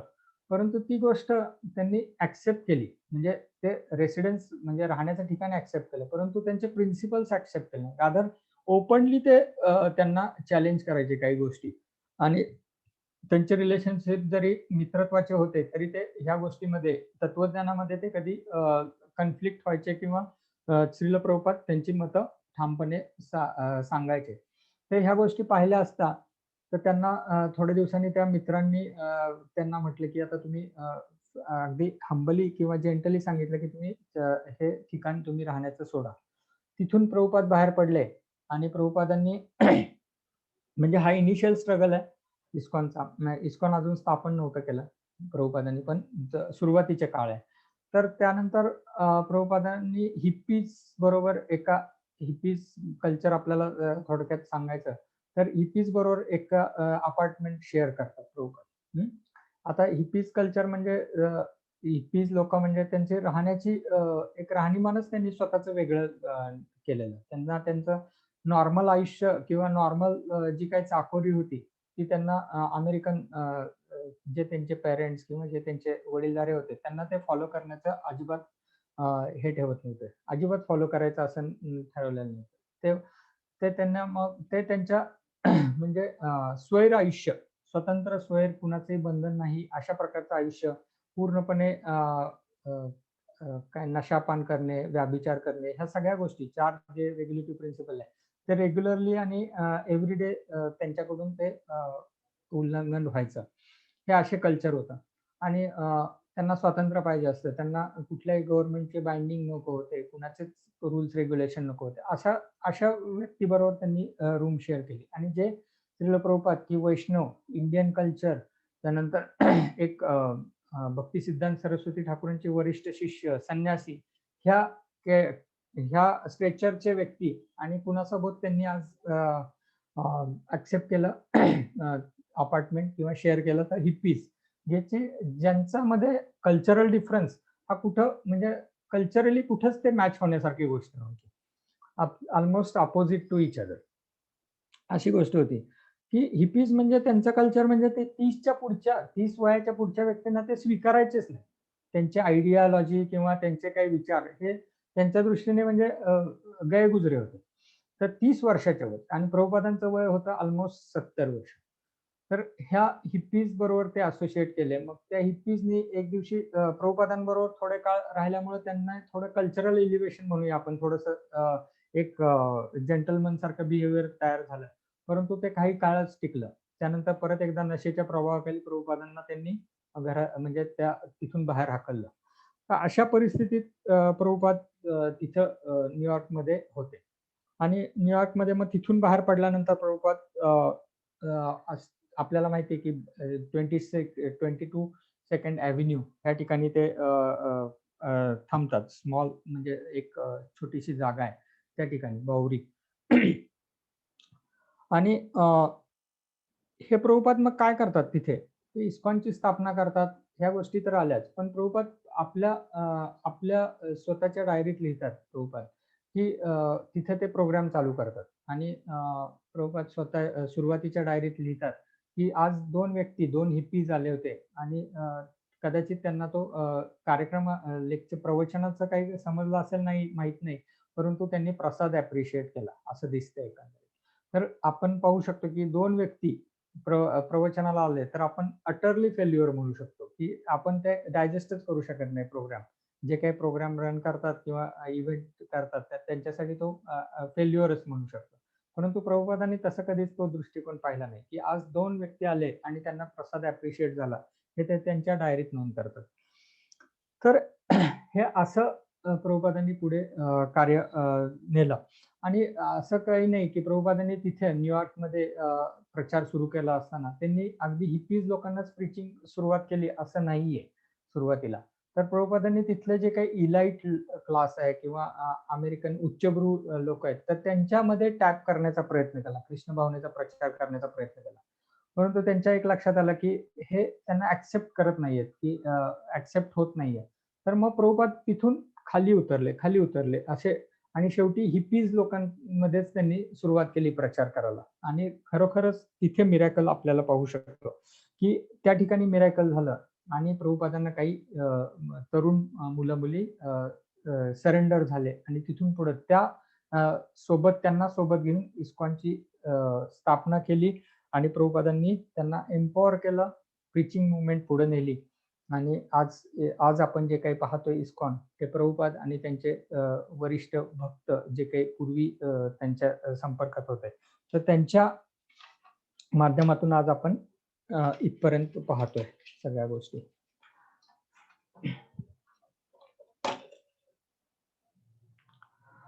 तर हे आपण सक्सेस पाहतोय आज इस्कॉनचा. तर आपल्याला हे पण माहिती पाहिजे, की इस्कॉनची व्याख्या काय? खरी व्याख्या काय? म्हणजे आपण म्हणू शकतो एखाद्याने म्हटले, की आम्हाला इस्कॉनच्या संस्थेत तुम्ही या जॉइन व्हा किंवा काय. आपण एखाद्या व्यक्तीच्या संपर्कात आलो आणि ते म्हटले, की आम्ही इस्कॉनचा प्रचार कार्य करतो. तर आपल्याला हे पण माहिती पाहिजे, की इस्कॉन म्हणजे नेमकं काय? इस्कॉनची व्याख्या काय? तर इस्कॉनची व्याख्या, रिअल इस्कॉन म्हणजे काय? तर ह्यामध्ये Srila Prabhupada as a founder acharya हा पहिला हे पाहिजे तिथे. आपण कुठल्याही इस्कॉनच्या मंदिरात गेलो, की श्रील प्रभुपादांची मूर्ती असते किंवा फोटो असतो आणि तिथे खाली नमूद केलेलं असतं, फाउंडर इस्कॉन आंतरराष्ट्रीय कृष्ण भावनाप्रमाणित संघ, फाउंडर आचार्य श्रील प्रभुपाद, AC भक्तिवेदांत स्वामी श्रील प्रभुपाद असं. हे आणि त्यांच्या ती जी अल्टिमेट अथॉरिटी आहे इस्कॉनची, ती म्हणजे GBC आहे. आणि त्यांच्या मार्गदर्शनाखालीच तुमचं सेंटर, तुमचं प्रचार, तुमचं टेम्पल हे रन होतंय. ह्या जर 2 गोष्टी असतील तर that is accepted as a real ISKCON. ह्याच्या व्यतिरिक्त जर काही असेल, डायव्हर्सिफिकेशन असेल, तर that is not a ISKCON. म्हणजे जिथं श्रील प्रभुपादांची फाउंडर आचार्य म्हणून भूमिका नसेल आणि किंवा जिथं जीबीसी हे अल्टिमेट गव्हर्निंग बॉडी ऑथॉरिटी नसेल, ह्या 2 गोष्टी नसतील तर that is not a ISKCON.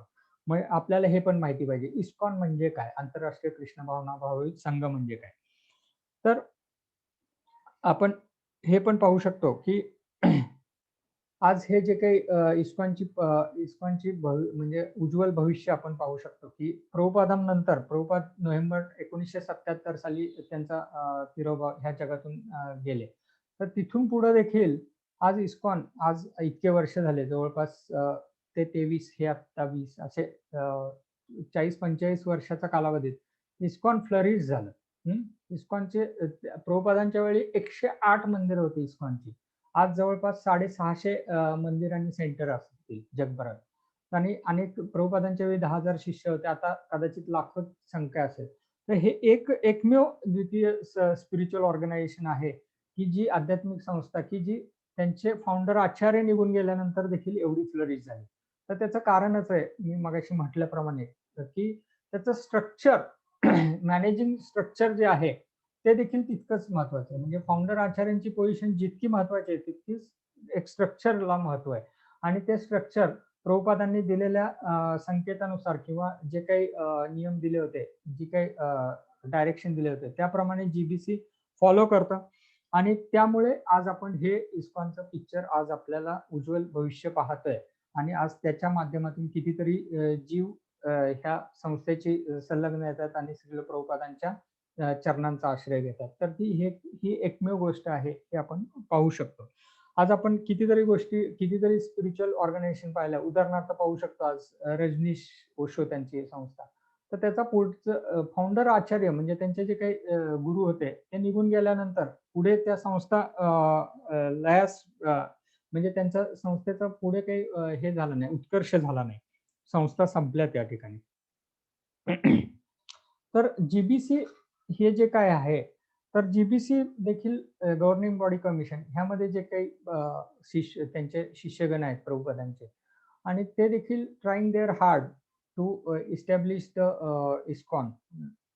ते संस्थेचा विकासाचा प्रयत्न पुढे जाण्याचा प्रयत्न करतायत आणि जर त्यांचे प्रयत्न हे अगदी प्रामाणिक आहेत आणि ते जे काही त्यांचे डाऊट्स आहेत आणि जे काही त्यांचे पुढे जाण्याच्या तर ते प्रत्येक निर्णय हा प्रभुपादांच्या टीचिंग्स आणि प्रभुपादांच्या बुक्सवर आधारित पुस्तकावर आधारितच घेण्याचा ते प्रयत्न करतात.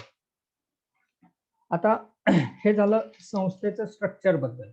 तर स्ट्रक्चर बरोबर फाउंडर आचार्य जे काही मी म्हटलं श्रील प्रभुपाद इस्कॉनचे फाउंडर आचार्य. तर श्रील प्रभुपाद कोण होते आणि काय म्हणून ते एवढे श्रेष्ठ समजायचं हे देखील आपल्याला जाणून घेणं महत्वाचं आहे.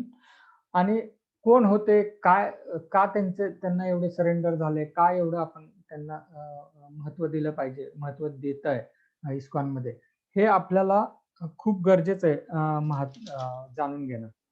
त्याशिवाय आपल्याला फाउंडर आचार्य बद्दलची आपली श्रद्धा, श्रील प्रभुपादांबद्दलची श्रद्धा आणि आपला सरेंडर वाढणार नाही.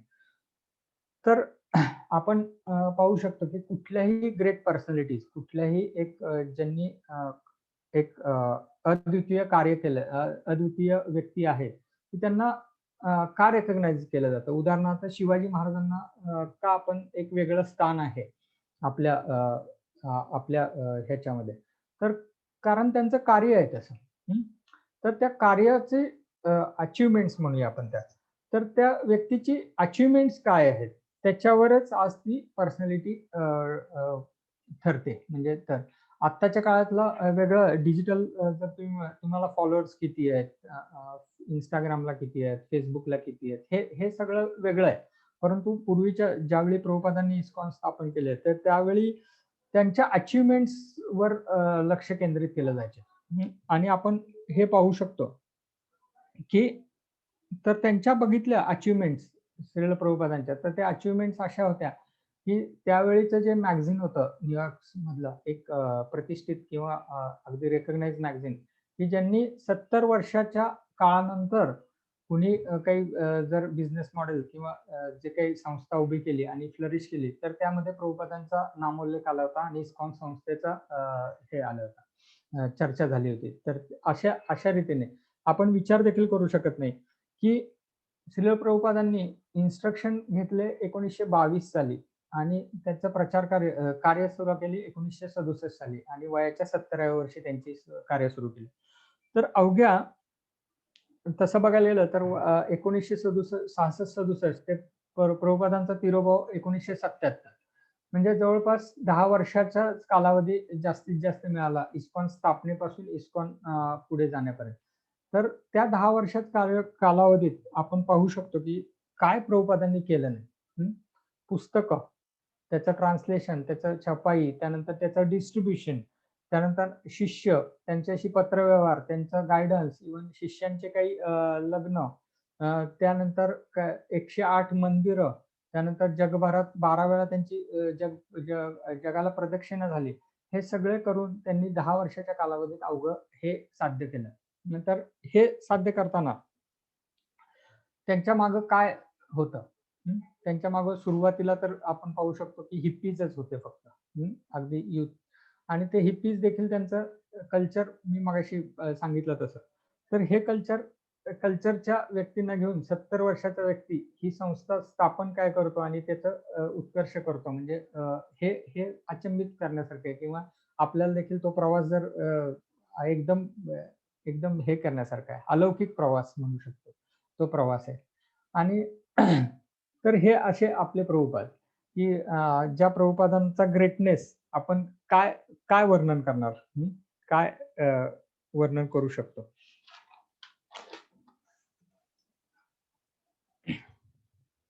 आणि दुसरी गोष्ट म्हणजे जसं मी म्हटलं, की श्रील प्रभुपादांनी हिप्पीजला घेऊन पुढे गेले. तर इस्कॉनची स्थापना केली. म्हणजे वारंवार हिप्पीज म्हणणं चुकीचं आहे. खरं तर आज ते मोठ्या एक संन्यासी काही पदावर आहेत, काही तर वरिष्ठ शिष्य आहेत प्रभुपादांचे. तर ह्यांना घेऊन सुरुवात केली प्रभुपादांनी आणि त्यावेळी ते इतकं स्वतंत्र वृत्तीचे हे सगळे होते. तर प्रभुपाद आणि 70 वर्षाचे प्रभुपाद. प्रभुपाद तर रिजेक्टेडच होते. त्यांच्या दृष्टीने त्यांच्या वयाचा जर विचार केला तर ते रिजेक्टेड कॅटेगरीतलेच प्रभुपाद, म्हणजे प्रभुपाद हे रिजेक्टेड कॅटेगरी. तरी स्टिल ह्या लोकांनी त्यांना सरेंडर केलं हिप्पीजनी आणि त्यांना एक गुरुस्थानी स्वीकारलं. तर असं आहे, की प्रभुपाद एवढे काही वेळा स्ट्रिक्ट राहायचे ह्यांच्याबरोबर, त्यांच्या डिसायपल बरोबर, की त्यांना जर कधी-कधी प्रभुपाद हेवी झाले किंवा काही इन्स्ट्रक्शन, काही चूक झाली आणि त्याचे जर काही चूक जर निदर्शनास आली आणि प्रभुपाद त्याच्यावर जर बोलले, तर ते त्यांचे डिसायपल त्या रूममधून 2 पायावर उठून बाहेर जाणं शक्य नव्हतं. ते रांगत-रांगत बाहेर पडायचे. एवढे प्रभुपाद हेवी असायचे.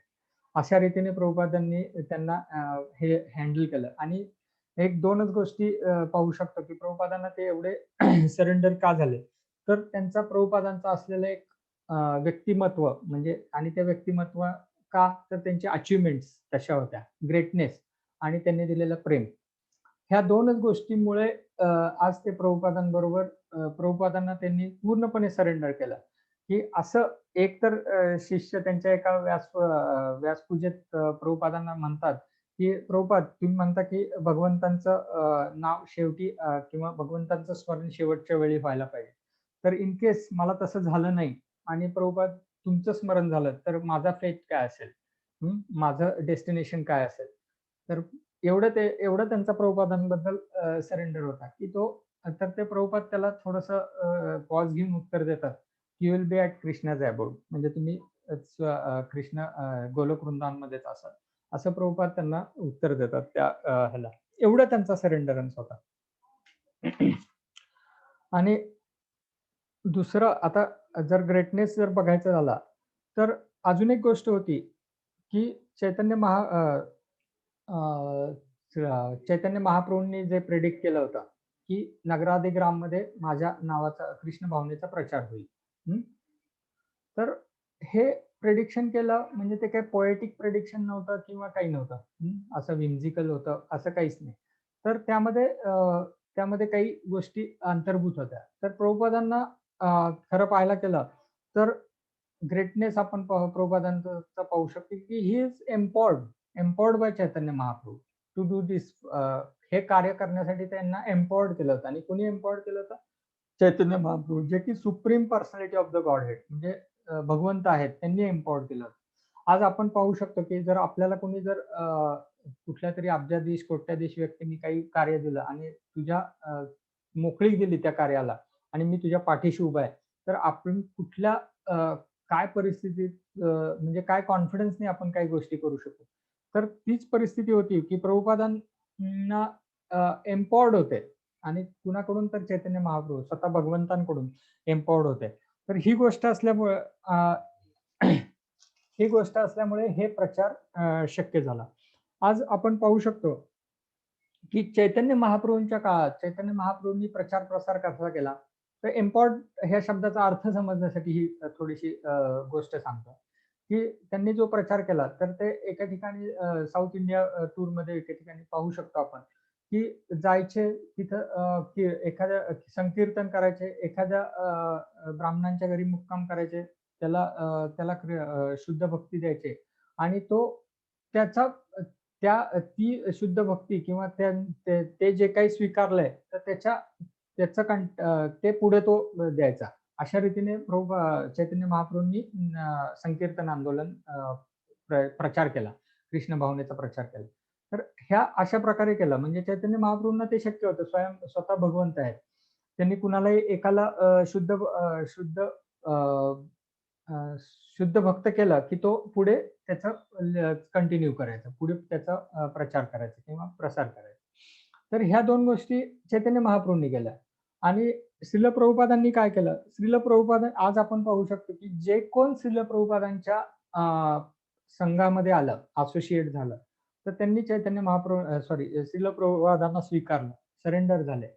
त्यानंतर जे कोण त्यांच्या पुस्तकाच्या कितीतरी स्टोरीज आपण ऐकल्यात आणि व्यासपूजे किंवा ऑफरिंग मध्ये आहेत की चैतन्य महाप्रभूंच्या श्रील प्रभुपादांच्या पुस्तकाचं ज्यांनी वाचन केलं तर त्यांनी देखील ते टीचिंग स्वीकारले आणि सरेंडर झाले, इस्कॉनशी जुळले. आणि जे काही टीचिंग आहेत किंवा तिसरी गोष्ट जे चैतन्य श्रील प्रभुपादांचे शिष्य आहेत त्यांच्या संपर्कात जे आले त्यांच्या संपर्कात येऊन देखील त्यांनी इस्कॉनशी स्थापना केली, म्हणजे इस्कॉनशी संलग्न झाले. तर असे हे जे प्रचार झाला हा देखील एक एम्पॉवर्ड असल्याशिवाय होऊ शकत नाही. कारण प्रत्येक जो कोण व्यक्ती जो कोण जीवात्मा श्रील प्रभुपादांच्या संपर्कात आले किंवा त्यांच्या बुक्सच्या संपर्कात आले किंवा त्यांच्या डिसायपलच्या संपर्कात आले ते संलग्न झाले. हे एम्पॉवर्ड असल्याशिवाय होऊ शकणार नाही. कारण हे बिगेस्ट मिरॅकल आहे. मिरॅकल म्हणजे काय? Unusual act. जे अद्भुत आहे त्याला मिरॅकल म्हणतो. जसं की पूर्वी वेस्टर्न कंट्रीजमध्ये इव्हन आपल्याकडे देखील कुणीतरी हवेत असा हात फिरवला आणि काहीतरी राख काढली तरी आपण त्याला एक वेगळं आश्चर्य किंवा त्याला एक वेगळा सिद्ध पुरुष म्हणून स्वीकारायचो किंवा एक आध्यात्मिक स्थान मिळायचं त्याला. तर प्रभुपाद तर म्हणतात की हे जे मी कार्य केलंय, जे हिप्पीज टू त्यांना प्युअर वैष्णव केलंय, तर हे कार्य कुणीही मॅच करू शकत नाही. आणि हे बिगेस्ट मिरॅकल आहे. हे म्हणजे खूपच अनयुज्युअल ऍक्ट आहे. आणि हे कुणामुळे शक्य आहे? तर एम्पॉवर्ड बाय सुप्रीम पर्सनॅलिटी, म्हणजे चैतन्य महाप्रभूंनी एम्पॉवर्ड केल्यामुळेच हे श्रील प्रभुपाद म्हणतात हे मला शक्य झालं.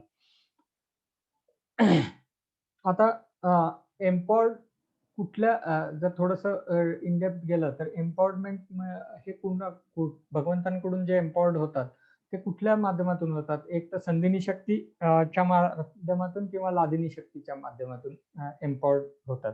तर प्रभुपाद हे एम्पॉवर्ड आहेत हे आपण त्या ठिकाणी पाहू शकतो. म्हणजे हा एक प्रभुपादांचा आज आपल्याला हा दुसरा एक ग्रेटनेस आपल्याला ह्या उदाहरणातून किंवा ह्या गोष्टीतून समजू शकतो.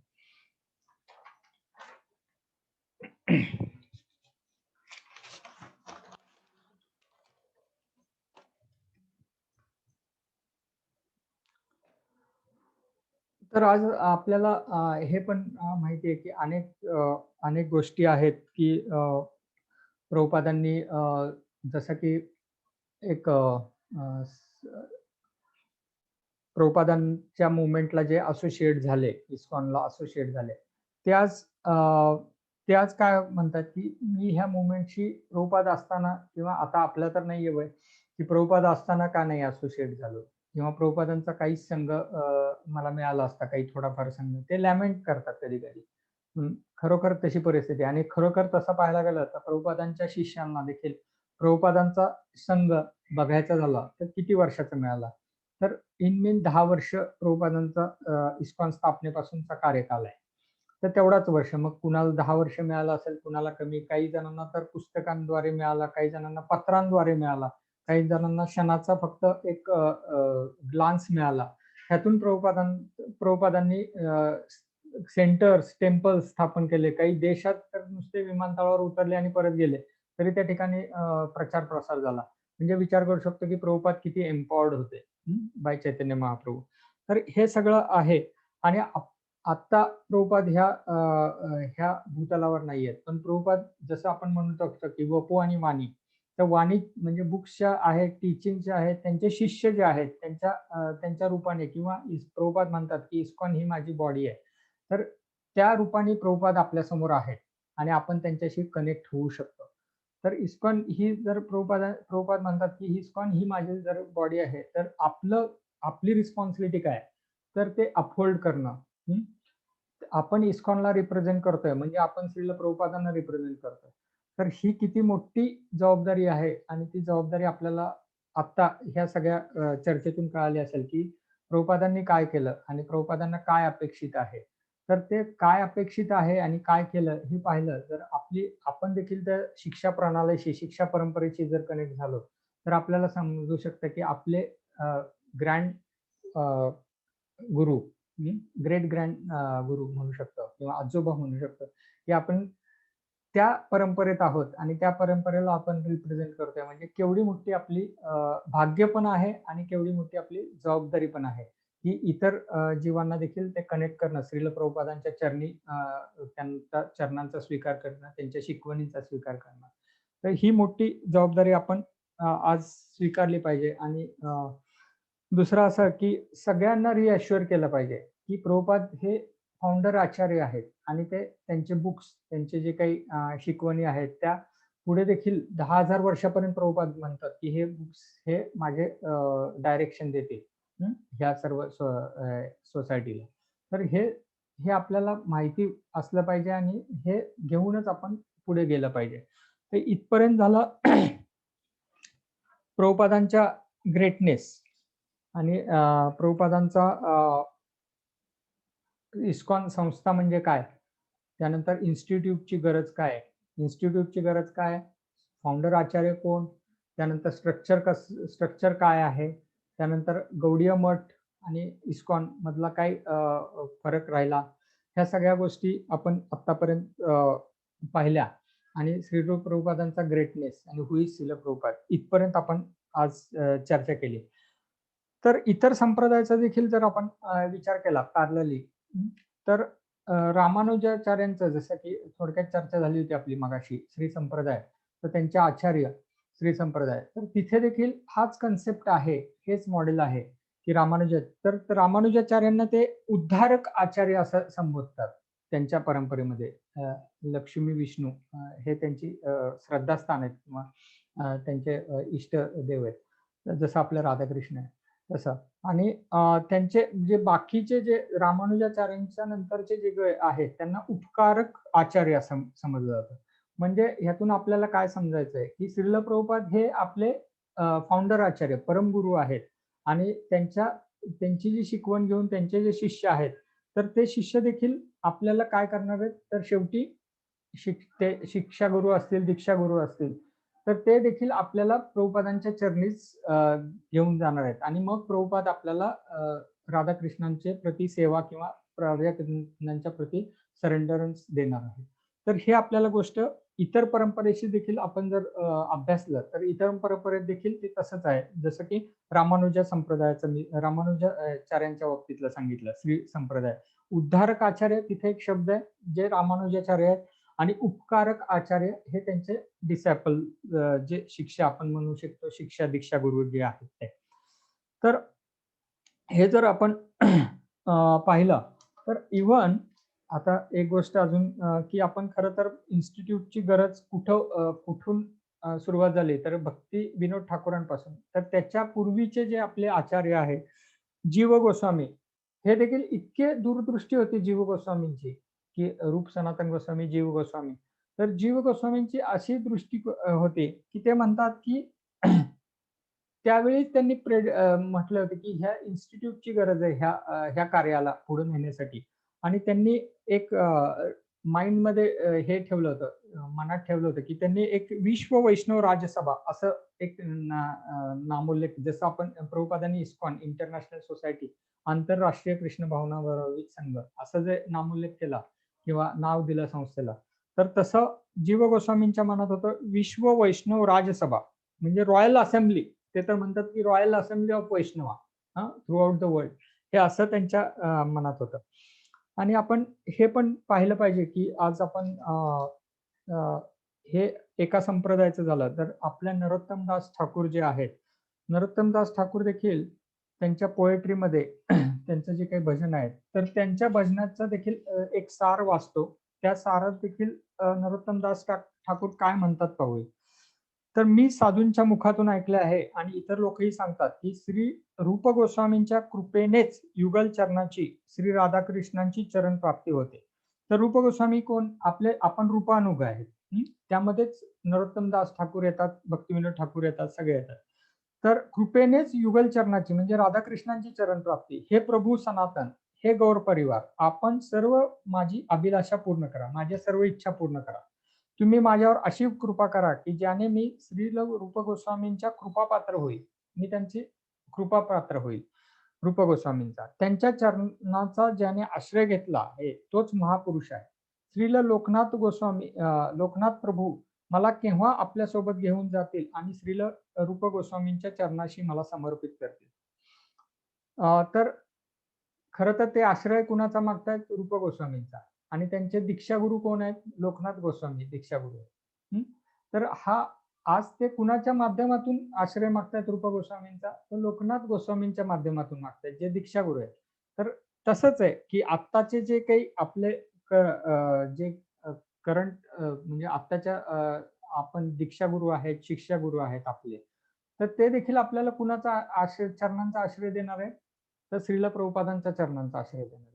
तर हेच आपल्या संप्रदायाची हीच परंपरा प्रभुपादाने देखील पुढे कंटिन्यू केली. भक्तिसिद्धांत सरस्वती ठाकूरांनी देखील कंटिन्यू केली.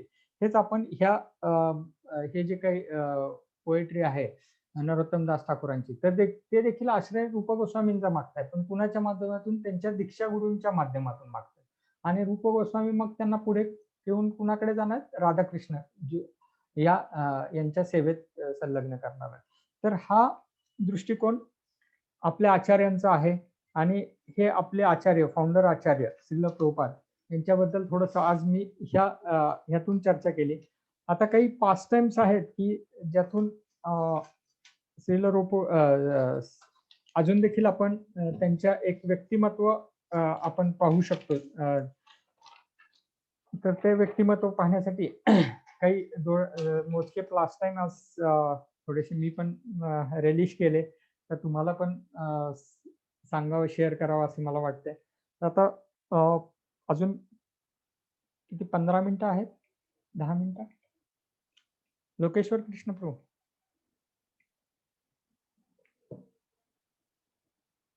9 पर्यंत आहे ना? आहे प्रभू, नक्की. अच्छा. तर काही पास्ट टाइम्स आहेत की ज्यातून अजून देखील प्रभुपादांचं आपल्याला शिकवण मिळू शकते किंवा प्रभुपाद कोण हे आपण अजून डेप्थ मध्ये जाणू शकतो. की त्यांचे जे काही आपण व्यासपूजेच्या वेळी किंवा तिरोभाव तिथेच्या वेळी जे काही हे आपण ऐकतो पास्ट टाइम्स त्यांच्या शिष्यांकडून, तर ते शिष्यांचे पास्ट टाइम्स देखील खूप रुचिकारक आहेत म्हणू शकतो आपण. तर भवानंद प्रभूंचा एक पास्ट टाइम मी गौरव प्रभूंच्या लेक्चर मधून ऐकला, की भवानंद प्रभू हे प्रभुपादांचे सुरुवातीचे शिष्य. तर त्या न्यूयॉर्कमध्ये भवानंद प्रभू त्यांचा प्रभुपादांना थोडंसं म्हणू शकतो की आपण इम्प्रेस करण्यासाठी किंवा प्रभुपादांची एक विशेष सेवा करण्याचं त्यांना एक मनात वाटतं की प्रभुपादांची विशेष काहीतरी सेवा करावी आणि त्या विशेष सेवा करण्यासाठी त्या प्रभुपादांना एक रोज ऑइल न्यूयॉर्क मधलं एकदम कॉस्टली रोज ऑइल काही मिलीलिटर्स म्हणजे अगदी छोटी कुप्पी ते भवानंद प्रभुपादांना प्रस्तुत करतात आणि ते प्रभुपाद घेतात ते रोज ऑइल म्हणतात मी काय करू what should I do with this मग मी काय करू याचं तर भवानंद प्रभू म्हणतात की हे तुम्ही हे वापरून पहा हे वापरून पहा तर श्रील प्रभुपाद काय करतात तर ते उजवा हात असा ओंजळीसारखा करतात आणि तो रोज बॉटल पूर्ण रोज ऑइलची काही मिलीलिटरची ती अशी कुपी पूर्णपणे ती उजव्या हाताच्या ह्याच्यावर घेतात आणि पूर्ण असं मसाज करतात आपल्या मस्तिष्कला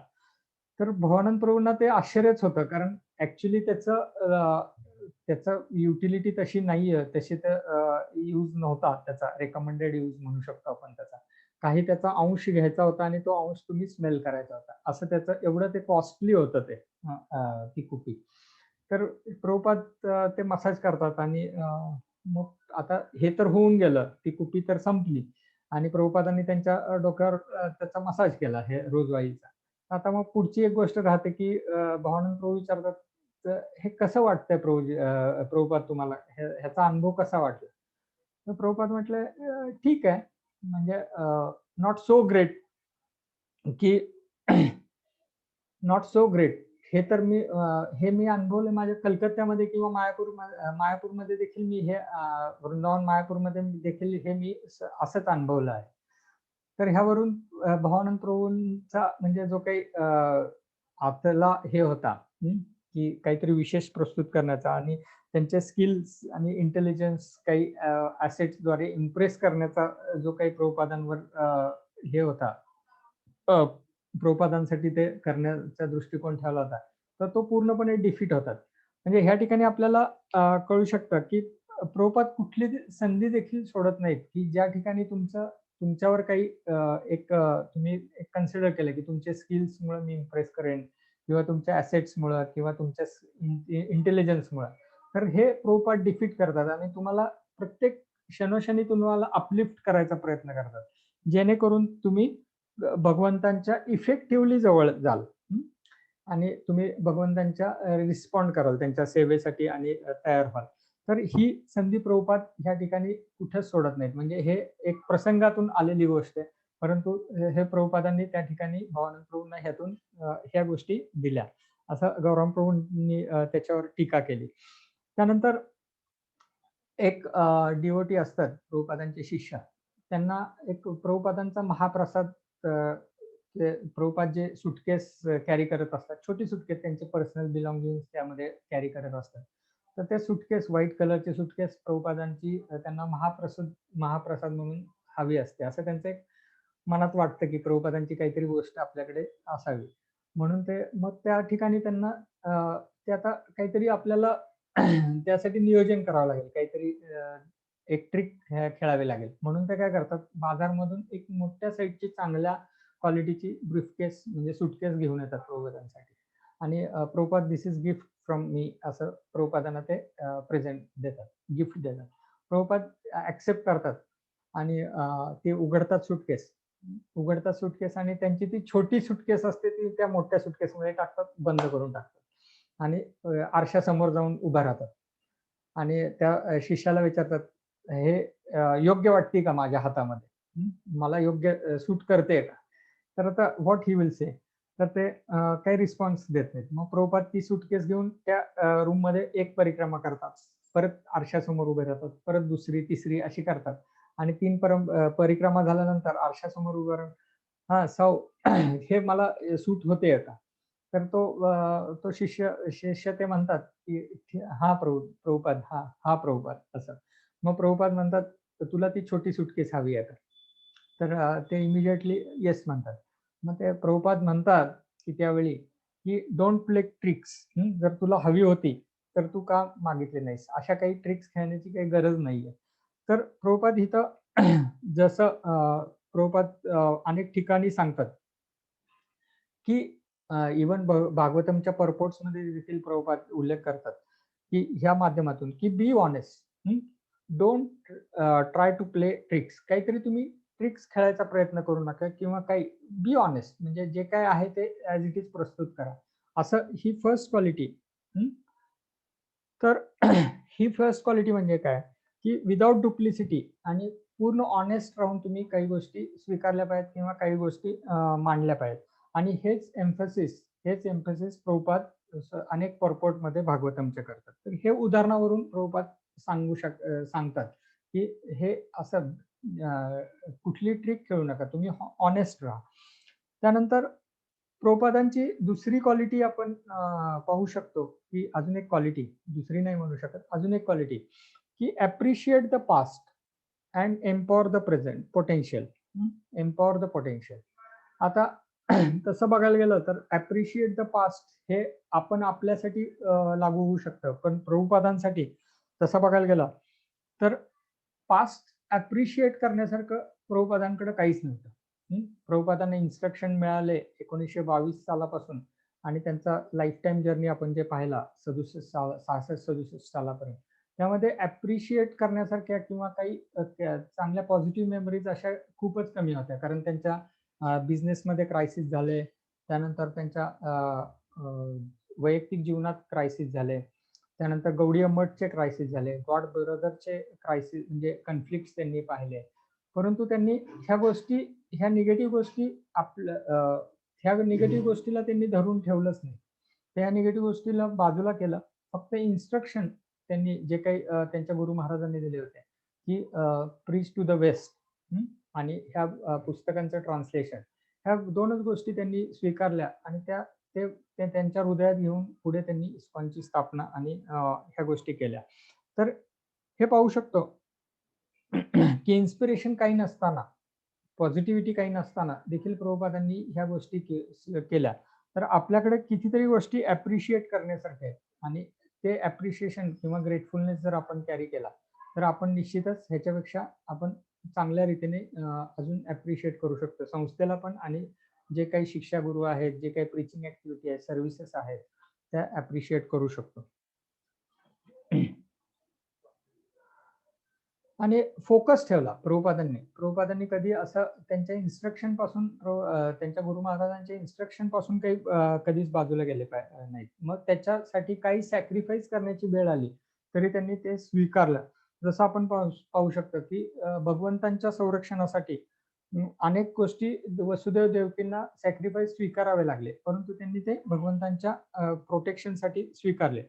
तसंच आपल्याला हा दृष्टिकोन ठेवला पाहिजे, जी काही आपली कृष्ण भावनेतली प्रगती किंवा जी काही थोडीशी फेथ आहे, ती फेथ टिकवून ठेवण्यासाठी आपल्याला देखील काही गोष्टी प्रोटेक्ट केल्या पाहिजेत, काही गोष्टी स्वीकारल्या पाहिजेत आणि काही गोष्टी निगेटिव्हिटी पासून लांब राहिलं पाहिजे. तर हेच.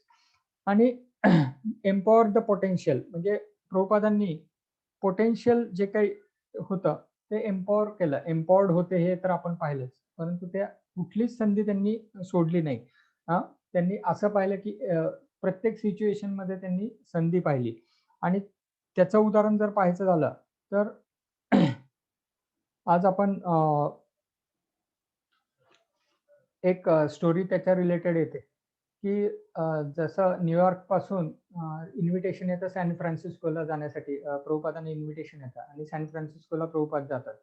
त्या तिथं श्यामसुंदर प्रभू आणि बाकीचे जे भक्त आहेत ते प्रभुपादांना म्हणतात की आपण एक रॉक शो आहे, रॉक डान्स शो आहे, त्या ठिकाणी आपण जायचं का? तर प्रभुपादांना ते कल्चर फारसं माहिती नसतं, परंतु प्रभुपाद एकच गोष्ट विचारतात की तिथे आपल्याला काही संकीर्तन करता येईल का किंवा तिथे काही संकीर्तनच करता येईल का, असं प्रभुपाद विचारतात. तर ते पॉसिबल आहे असं सांगतात आणि सॅन फ्रान्सिस्कोमध्ये त्या ठिकाणी तिथं रॉक शोला प्रभुपाद आणि त्यांचे शिष्य पोहोचतात. तर तिथं ती रूम जी असते बॉल रूम, तर ती पूर्णपणे अशी स्मोकनी हे झालेली असते, भरलेली असते. आणि तो स्मोक काय अगरबत्तीचा नसतो, तर तो ऑल इंटॉक्सिकंट जे काही आहेत त्या सगळ्याचा स्मोकनी ती रूम भरलेली असते. आणि प्रभुपाद त्या ठिकाणी त्यांच्या शिष्यांना ते जे स्टेजवर जे कोण शो करत असतात, डान्स करत असतात, तर त्यांनी काहीतरी येलो कलरचं काहीतरी त्यांनी ड्रेपिंग केलं असतं, ड्रेसिंग असतं. तर प्रभुपाद म्हणतात ते येलो कलरचा काय त्यातून काय सूचित करायचं? तर ते प्रभुपादांना सांगतात that is banana dance. Prabhupada म्हणतात दिस इज व्हॉट बनाना डान्स. म्हणजे प्रभुपाद म्हणतात मला हे समजलं नाही काय आहे ते. तर हे हिप्पीज लोक म्हणे सेलिब्रेट करतात आज. एक त्यांना एक नवीन साक्षात्कार झालाय. तो म्हणजे की ही जी केळी आहेत, केळाची साल, हं, तर केळाची साल जर आपण बर्न केली आणि त्यातून जो स्मोक बाहेर येतो, त्यातून जो धूर बाहेर येतो आणि तो जर इन्हेल केला, तो जर घेतला आतमध्ये, तर त्याची नशापान होऊ शकते. आणि हे हे त्यांना एक नवीन गोष्ट सापडली आहे. तर ते सेलिब्रेट करतायत थ्रू देअर बनाना डान्स. असं मग प्रभुपाद त्या ठिकाणी जोरात हसतात. दिस इज डिफरंट. म्हणजे ते म्हणतात हे मी कधी स्वप्नात देखील असं विचार केला नव्हता. हे असं काहीतरी विचित्र. मग त्या ठिकाणाहून प्रभुपाद नंतर येतात आणि दुसऱ्या दिवशी काही चर्चा चालली असताना प्रभुपाद अनेक वेळा ते हसतात आणि तिथेच एक शिष्य प्रभुपादांना सांगतात, "प्रभुपाद, जे आपण काल गेलो होतो ज्या प्रोग्राममध्ये, तर त्या हिप्पीजचे एक ऑफर आहे.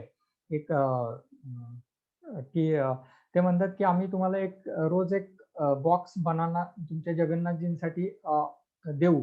परंतु एकच कंडिशन आहे की त्या बनानाचे पील्स जे आहेत, साल जे आहे, ते आम्हाला परत द्यायचे." तर प्रभुपाद त्या ठिकाणी ते हसतात आणि ते म्हणतात काय डिफरंट कल्चर आहे. परंतु ते प्रभुपाद काय म्हणतात, येस, पण त्यांनी द्यायची इच्छा व्यक्त केली. सो लेट्स म्हणजे ॲक्सेप्ट इट आणि प्रभुपाद ते ॲक्सेप्ट करतात. कारण त्यांचा मूड ऑफ गिव्हिंग आहे. आज ते काही ना काहीतरी जगन्नाथजींना किंवा भगवंतांना देत आहेत. तर ते स्वीकारतात. प्रभुपाद त्यांचे ती गोष्ट स्वीकार करतात. आणि मग आपण ह्या ठिकाणी प्रभुपादांना जर जाणायचं झालं तर आज संस्थापक आचार्य म्हणून समजून घेतलंय. तर प्रभुपादांच्या जर लीडरशिपच्या जर क्वालिटीज आपण अॅनलाईज केल्या किंवा स्क्रुटनाइज केला, तर आपल्याला एक लक्षात येईल की प्रभुपादांकडं ह्या ज्या 5 लीडरशिपच्या क्वालिटीज होत्या, जे की आपण जर पाहू शकलो, तर त्यामध्ये काय होतं, अटरली हंबल म्हणजे एकदम हंबल होते त्यांचे जे काही गोष्टी होत्या ते हंबली प्रेझेंट करायचे. त्यानंतर त्यांच्याकडे एक उत्साह जो होता, तो म्हणजे असीमित उत्साह होता. असीमित उत्साह होता. आता आपण पाहू शकतो की 70व्या वर्षीपासून त्यांनी पुढे 10 वर्षाच्या काळात एवढ्या छोट्या कालखंडात काही गोष्टी केल्या. मग तो उत्साह असल्याशिवाय होऊ शकतं का? त्यानंतर ते appreciate all the disciple or devotees. प्रत्येकाला ते ॲप्रिशिएट करायचे. छोट्या गोष्टीसाठी असतील, कुठल्याही अगदी छोट्या कार्यासाठी असतील किंवा छोट्या सेवेसाठी असतील किंवा कुठल्या छोट्या काही प्रचारासाठी असतील. तर अनेक त्याची उदाहरणं आहेत ॲप्रिशिएट केलेल्याची, डिव्होटीजला ॲप्रिशिएट केलेल्याची. इव्हन आपण ते बस पार्टीचं उदाहरण देखील ह्यातून पाहू शकतो, की पहिली संकीर्तन बस पार्टी जी हिप्पीजनी बस आणली, तर त्याच्या जो सांगाडाच होता, तो बस हा प्रकारच नव्हता. तो बसचा सांगाडा होता ॲक्चुअली आणि त्या बसच्या सांगाड्याला ड्रायव्हरची सोय होती. प्रभुपाद म्हणतात, "वेअर आय कॅन सीट." तर प्रभुपादांसाठी मग ते चेअर घेऊन येतात आणि ते बसतात. प्रभुपाद म्हणतात, "पण ही चेअर तर अशी हे स्थिर नाहीये." तर एक ब्रह्मानंद प्रभू म्हणून एकदम स्ट्राँग असतात. ते म्हणतात, "मी होल्ड करतो प्रभुपाद." आणि जेव्हा ती बस स्टार्ट होते, तर त्यातून एक धूर असा बाहेर येतो त्या पुढच्या इंजिनचा. तर प्रभुपाद म्हणतात, "this is perfectly as a Indian bus." म्हणजे हे भारतीय बनावटीचेच वाटते. तर त्या ड्रायव्हरला म्हणजे त्या डिव्होटीला वाटतं, की हे मला प्रभुपाद ॲप्रिशिएट करतात. परंतु 4 वर्षानंतर जेव्हा ते इंडियात जातात आणि ती परिस्थिती बघतात, तेव्हा प्रभुपादांचं ते वाक्य त्यांच्या रिअलाईज होतं, की काय प्रभुपादांनी नेमकं काय म्हणायचं होतं. तर हे छोट्या-छोट्या गोष्टीतून प्रभुपाद ॲप्रिशिएट करतात. प्रत्येकाला ॲप्रिशिएट केलंय प्रभुपादांनी. आणि त्या त्या ह्याच्यावरच छोट्याशा ॲप्रिशिएशनवरच काही डिव्होटीजनी प्रभुपादांना लाईफटाईम सरेंडर केलंय. अजून देखील त्यांच्या मेमरीजमध्ये काही गोष्टी आहेत. त्यानंतर जरी सगळ्यांना ॲप्रिशिएट करत असले, तरी ते रिकॉग्नाइज स्किल करायचे. प्रत्येकातलं स्किल जाणायचे आणि त्या स्किलला ते फॅन करायचे. त्या स्किलवर त्यांच्या त्या एक्सलन्स जो आहे, त्याच एक्सलन्सला त्याप्रमाणे ती सेवा द्यायची. आणि मग ते त्यातून आउटकम निश्चितच यायचा. आणि दुसरी गोष्ट एक महत्त्वाची होती, की ते क्रिएटिव्ह फ्रीडम प्रभुपाद सगळ्यांना द्यायचे. क्रिएटिव्ह फ्रीडम ठेवायचे. मग तुम्हाला काय वाटत असेल तर योग्य-अयोग्य पाहायचे ते, परंतु क्रिएटिव्ह फ्रीडम प्रभुपाद द्यायचे. तर ह्या ज्या 5 लीडरशिप ज्या क्वालिटीज आहेत, तर आपण पाहू शकतो ज्या लीडर्समध्ये जे लीडर्समध्ये आहेत ह्या क्वालिटीज त्या ठिकाणची संस्था किंवा त्या ठिकाणची हे निश्चितच आपण पाहू शकतो की ती पुढे त्याला उज्ज्वल भविष्य असणार आहे. तर ह्या प्रभुपादांच्या बद्दलच्या काही छोट्या गोष्टी होत्या. अजून पास टाइम्स आहेत, 1-2 छान पास टाइम्स आहेत. एक 9 वाजून 5 मिनिटं झालेत. 2 पास टाइम्स अजून शक्य होईल का प्रभूजी? नक्की नक्की प्रभू. प्रभुपादांबद्दल सांगा अजून.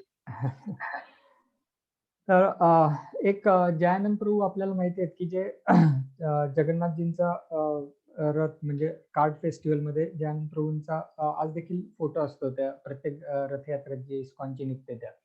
तर ते जयानंद प्रभू जेव्हा ते रथ म्हणजे तो कार्ड बनवत असतात तर ते एक एक जे प्रभुपादांच्या आत्ताचे डिसायपल आहेत, नाव सांगतो मी, की त्यांना फक्त एक सेवा देतात की तुम्ही फक्त नेल होल्ड करायचा, म्हणजे ती खिळा होल्ड करायचा आणि ते हॅमर करायचे. ते दुसऱ्या त्यांनी फक्त खिळा होल्ड करायची, हे हॅमर करायचे. अशी सेवा मिळाल्यानंतर ते इस्कॉनशी संलग्न झाले, प्रभुपादांच्या चरणी समर्पित झाले. तर आज ते कोण आहेत तर हिज होलीनेस जयपताका स्वामी महाराज, की ज्यांची सेवा कुठून सुरुवात झाली तर फक्त जयानंद प्रभूंना त्यांनी असिस्ट केलं खिळा पकडण्यासाठी. तर ते आज आज एक सिनियर संन्यासी आहेत, हिज होलीनेस जयपताका स्वामी महाराज. ह्या अशा काही छोट्या गोष्टी आहेत. त्यानंतर गिरिराज महाराजांचा एक छान पास टाइम आहे की गिरिराज महाराजांना प्रभुपाद म्हटले होते की जे काही छोटे मोठं जे आपल्याला जे ऑफर केलं जात आहे तर ते स्वीकारायचं, त्याला शक्यतो रिजेक्ट करण्याचा आपण स्वीकारायचंच आणि ते भगवंतांच्या सेवेत कसं वापरता येईल ह्याचा विचार करायचा, हा दृष्टिकोन नेहमी ठेवायचा. जसं की मी बनानाची स्टोरी झाली तशीच गिरिराज महाराजांना देखील प्रभुपाद म्हटले होते. तर ती गोष्ट लक्षात होती आणि गिरिराज महाराजांना ते त्यावेळी एक प्रोजेक्टवर इंडियात प्रोजेक्ट कुठला तरी होता, गुरुकुलचा काहीतरी प्रोजेक्ट होता. तर त्या प्रोजेक्टसाठी बिर्ला फॅमिलीला गिरिराज महाराजांना जायचं होतं. तर त्यांच्याकडे बिर्ला फॅमिलीशी संपर्क करायचा होता डोनेशनसाठी असेल.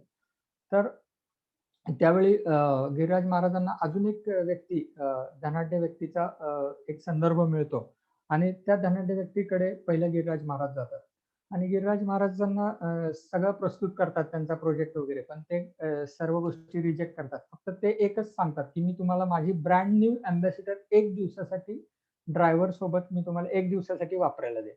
आता ही ऑफर बघायला गेली तर म्हणजे काय, ह्या ऑफरला काही अर्थच नाही ना. एक धनाढ्य माणूस ज्याच्याकडे तुम्ही खूप मोठ्या अपेक्षा घेऊन गेलाय आणि ते तुम्हाला 1 दिवसासाठी त्यांची स्वतःची नवीन कार ड्रायव्हर सोबत देतायत. तर हे प्रपोजल काय, म्हणजे ह्या प्रपोजलला अर्थ काय उरतो? जर आपल्याला असं कोणी प्रपोजल दिलं तर विल कम आउट, म्हणजे आपण ठीक आहे, तुम्ही नाही गरज स्वीकारण्याची गरज नाही. तर हे प्रभुपादांचं इन्स्ट्रक्शन लक्षात ठेवून गिरिराज महाराज ते ऍक्सेप्ट करतात आणि ती brand new ambassador with driver ते मागच्या सीटवर बसतात गिरिराज महाराज आणि स्ट्रेट वे बिर्ला फॅमिलीच्या घरी जातात. आता त्या गेटचे दरवाजे तिथे वॉचमन असतील, सिक्युरिटी असतील, तर ते त्यावेळीचे अँबॅसिडर म्हणजे एक मर्सिडीज किंवा अशा कॅटेगरीतली झाली ना, व्हाईट अँबॅसिडर ब्रँड न्यू. तर त्यांना वाटतात की बिर्ला बाबूंचे कोणतरी एक घनिष्ठ हे असतील, मित्र असतील, तर ते कुठली चौकशी न करता ते दरवाजे ओपन करतात त्या बिर्ला हाऊसचे. आणि गिरिराज महाराज खाली उतरतात आणि तिथे एक लहान मुलगा त्यांना भेटतो. तर त्यांच्या त्या कॅम्पसमध्ये. तर त्यांना ते स्वीट प्रसाद देतात, महाप्रसाद देतात आणि चौकशी करतात तुमच्या वडिलांची, आजोबांची आणि त्यांची भेट घेण्यासाठी त्यांना सांगतात, की असे-असे आलेत. मग ते बिर्ला फॅमिलीची गाठभेट होते. त्यांनी त्यांचं प्रपोजल, ते जे काही प्रोजेक्ट असतात तो एक्सप्लेन करतात आणि ते अश्युरन्स देतात बिर्ला फॅमिलीचे मेंबर्स, की मी काही मदत करेन निश्चित. परंतु ते काही कालावधी किंवा काही रक्कम सांगत नाहीत. असं एक 8 दिवस नंतर ते तिथून गिरिराज महाराज परत येतात. 8 दिवस निघून जातात. मग 8 दिवसानंतर गिरिराज महाराज फोन कॉल करतात आणि तो फोन कॉल उचलतात हा मुलगा, छोटा मुलगा आणि तो म्हणतो तो गिरिराज महाराज म्हणतात, "मला ओळखलं का? मी तुला असं-असं मी आलो होतो." आणि ते म्हणतात, "अंकल, तुम्ही तो दिलेला स्वीट खूपच छान होता आणि मला खूप आवडलं. आपली कधी पुन्हा एकदा भेट होईल वगैरे." असं-तसं ते संवाद होतो. तर ते म्हणतात, की "मी ज्या कामासाठी आलो होतो, तर ते काम मला परत एकदा आठवण करून द्यायचे तुमच्या वडिलांकडे किंवा आजोबांकडे." आणि तो त्यांनी जे चेक आहे तो त्यांनी अजून काही दिलेला नाहीये, तर तू तेवढी आठवण करून दे. तर तो मुलगा ते कार्य करतो आणि त्यांना एक 25,000 त्या काळात 25,000 खूप मोठी रक्कम आहे. चेक स्वरूपात बिर्ला फॅमिलीकडून येते. तर हे एक गोष्ट एक दिवसासाठी मिळालेली brand new ambassador with driver. तर ह्याची युटिलिटी कशी केली? तर प्रभुपादांनी अशा काही गोष्टी दिल्यात त्यांच्या शिष्यांना आणि असे बरंच अमृत आहे खरं तर.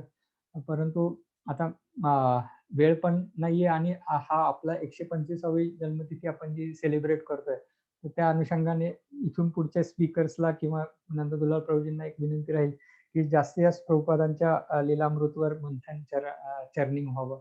एक एवढीच विनंती. हरे कृष्ण. श्रील प्रभुपाद की जय. कुणाला काही अजून शेअर करायचं असेल तर करू शकता. कुणाला अजून 5 टाइम्स काही आठवत असतील.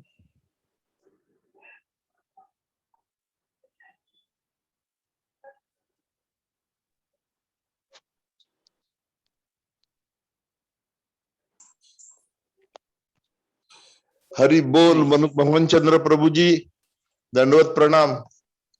खूप खूप छान लेक्चर दिलं तुम्ही. प्रभुपादांच्या सगळ्या आठवणी सुंदर सुंदर. स्वीट प्रसाद दिला, स्वीट प्रसाद. हरे कृष्णा प्रभू, दंडवत प्रणाम. हरे कृष्णा. मोहनचंद्र प्रभू तुम्ही म्यूट आहात, एकदा अनम्यूट करायला.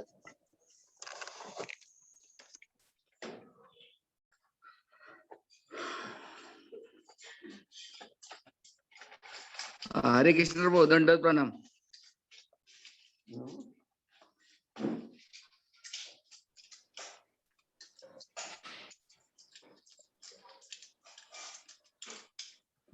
हरे कृष्ण, दंडवत प्रणाम. ऐकलं का मोहनचंद्र प्रभूजी?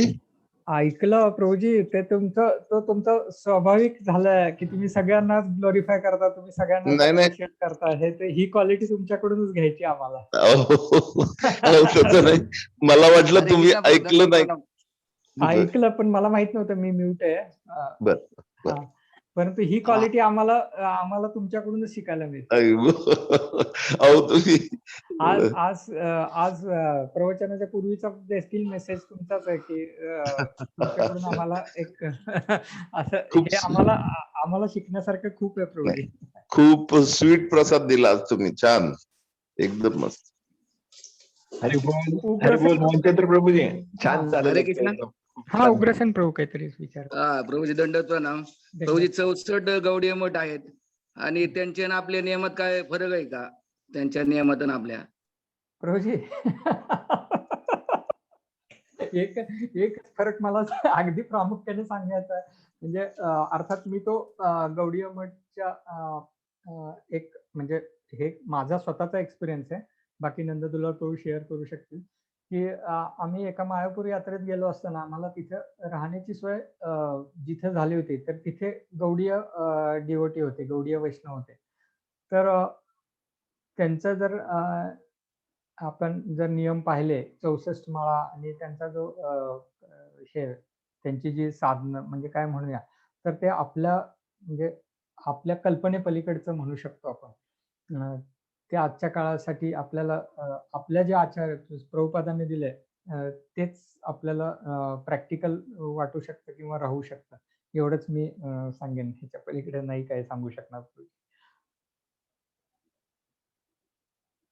64 माळांचा नियम आज देखील गौडीय मठमध्ये फॉलो केला जातो. एवढा फरक निश्चितच आहे.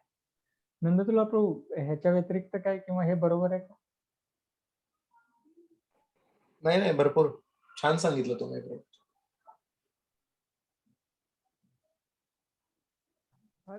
हरी बोल मोहनचंद्र प्रभूजी. खूप छान लेक्चर झालं आणि तुम्ही खूप एकदम भावना वेशून प्रभुपादांच्या आठवणी सांगत होता. खूप छान वाटत होतं ऐकायला.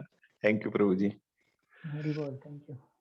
हरे कृष्ण, दंडवत प्रणाम प्रभूजी. खूप सुंदर लेक्चर झालं. मी थोडा अनफॉर्च्युनेट होतो, उशिरा जॉईन झालो लेक्चरला. मला एक छोटासा प्रश्न आहे. श्रीधर स्वामींचा उल्लेख येतो भागवतम मध्ये. तर श्रीधर स्वामींचं आणि प्रभुपादांचं इंट्रॅक्शन कधी आणि कसं झालं हे मला जाणून घ्यायची इच्छा आहे. नाही प्रभूजी, ह्याच्याबद्दल मला काही मी कुठं फारसं ऐकलं पण नाही आणि वाचलेलं पण नाहीये, त्यामुळं मी नाही ह्याच्यावर काही कमेंट करू शकणार प्रभूजी. अच्छा. अजून प्रभूजींना माहित असेल नंदुला प्रभूजींना तर ते सांगतील, किंवा मला तरी वैयक्तिक काही त्यामध्ये फारसं नाहीये माहिती. ओके. श्रीधर स्वामींचा याच्यासाठी की मी श्रीधर स्वामींची समाधी नाझरे गावात सांगोला तालुक्यात सोलापूर जिल्ह्यात आहे आणि त्या समाधी स्थळापासून मी अगदी 7-8 किलोमीटरवर मी 10वी पर्यंत शिक्षण घेतलं. पण आणि प्रभूजी माझे ते आपल्या परंपरेतीलच आहेत का? श्रीधर स्वामी कदाचित आपल्या परंपरेतलेच आहेत किंवा नाहीत बहुतेक नाही. कारण त्यांचा कार्यकाल आणि प्रभुपादांचा कार्यकाल माहित नाही. प्रभुपादांचा कार्यकाल फार अलीकडचा आहे खरं बघायला गेलं तर 1922 ते 1977.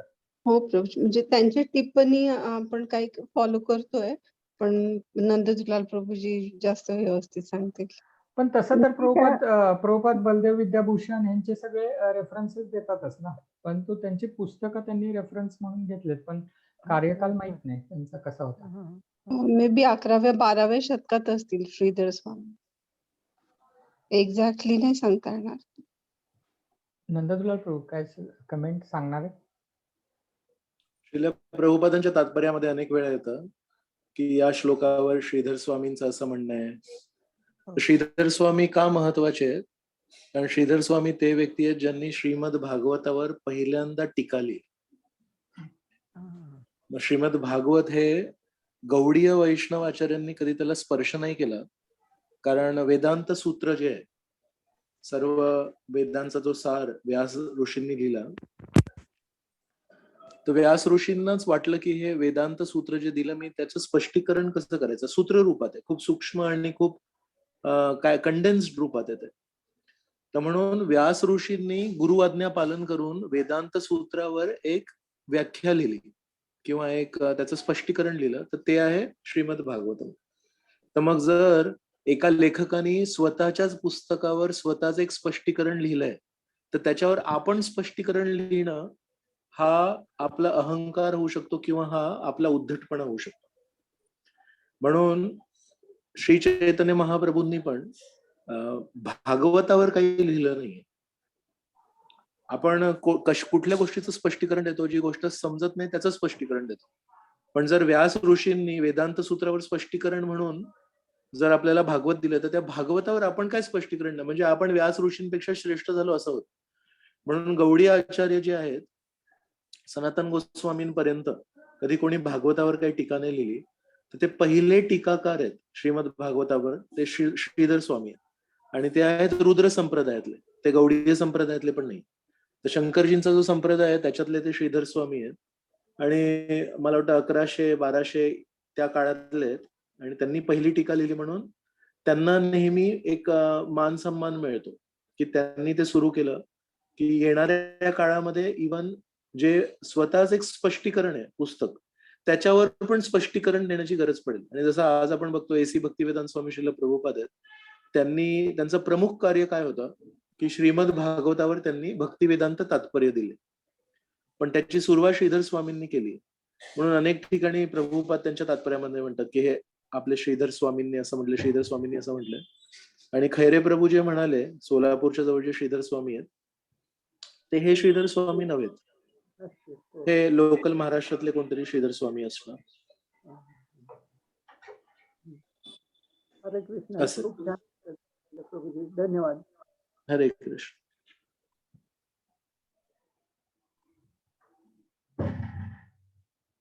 थांबूया का प्रभूजी? झालं? हो प्रभूजी, खूप खूप धन्यवाद. तुम्ही छान एक मूड सेट केला. ऑगस्ट महिन्यामध्ये आपण असं करूया की ऑगस्ट महिन्यामध्ये आपण श्रील प्रभुपादांचा विषय घेऊनच सर्व लेक्चर्स करणार आहोत.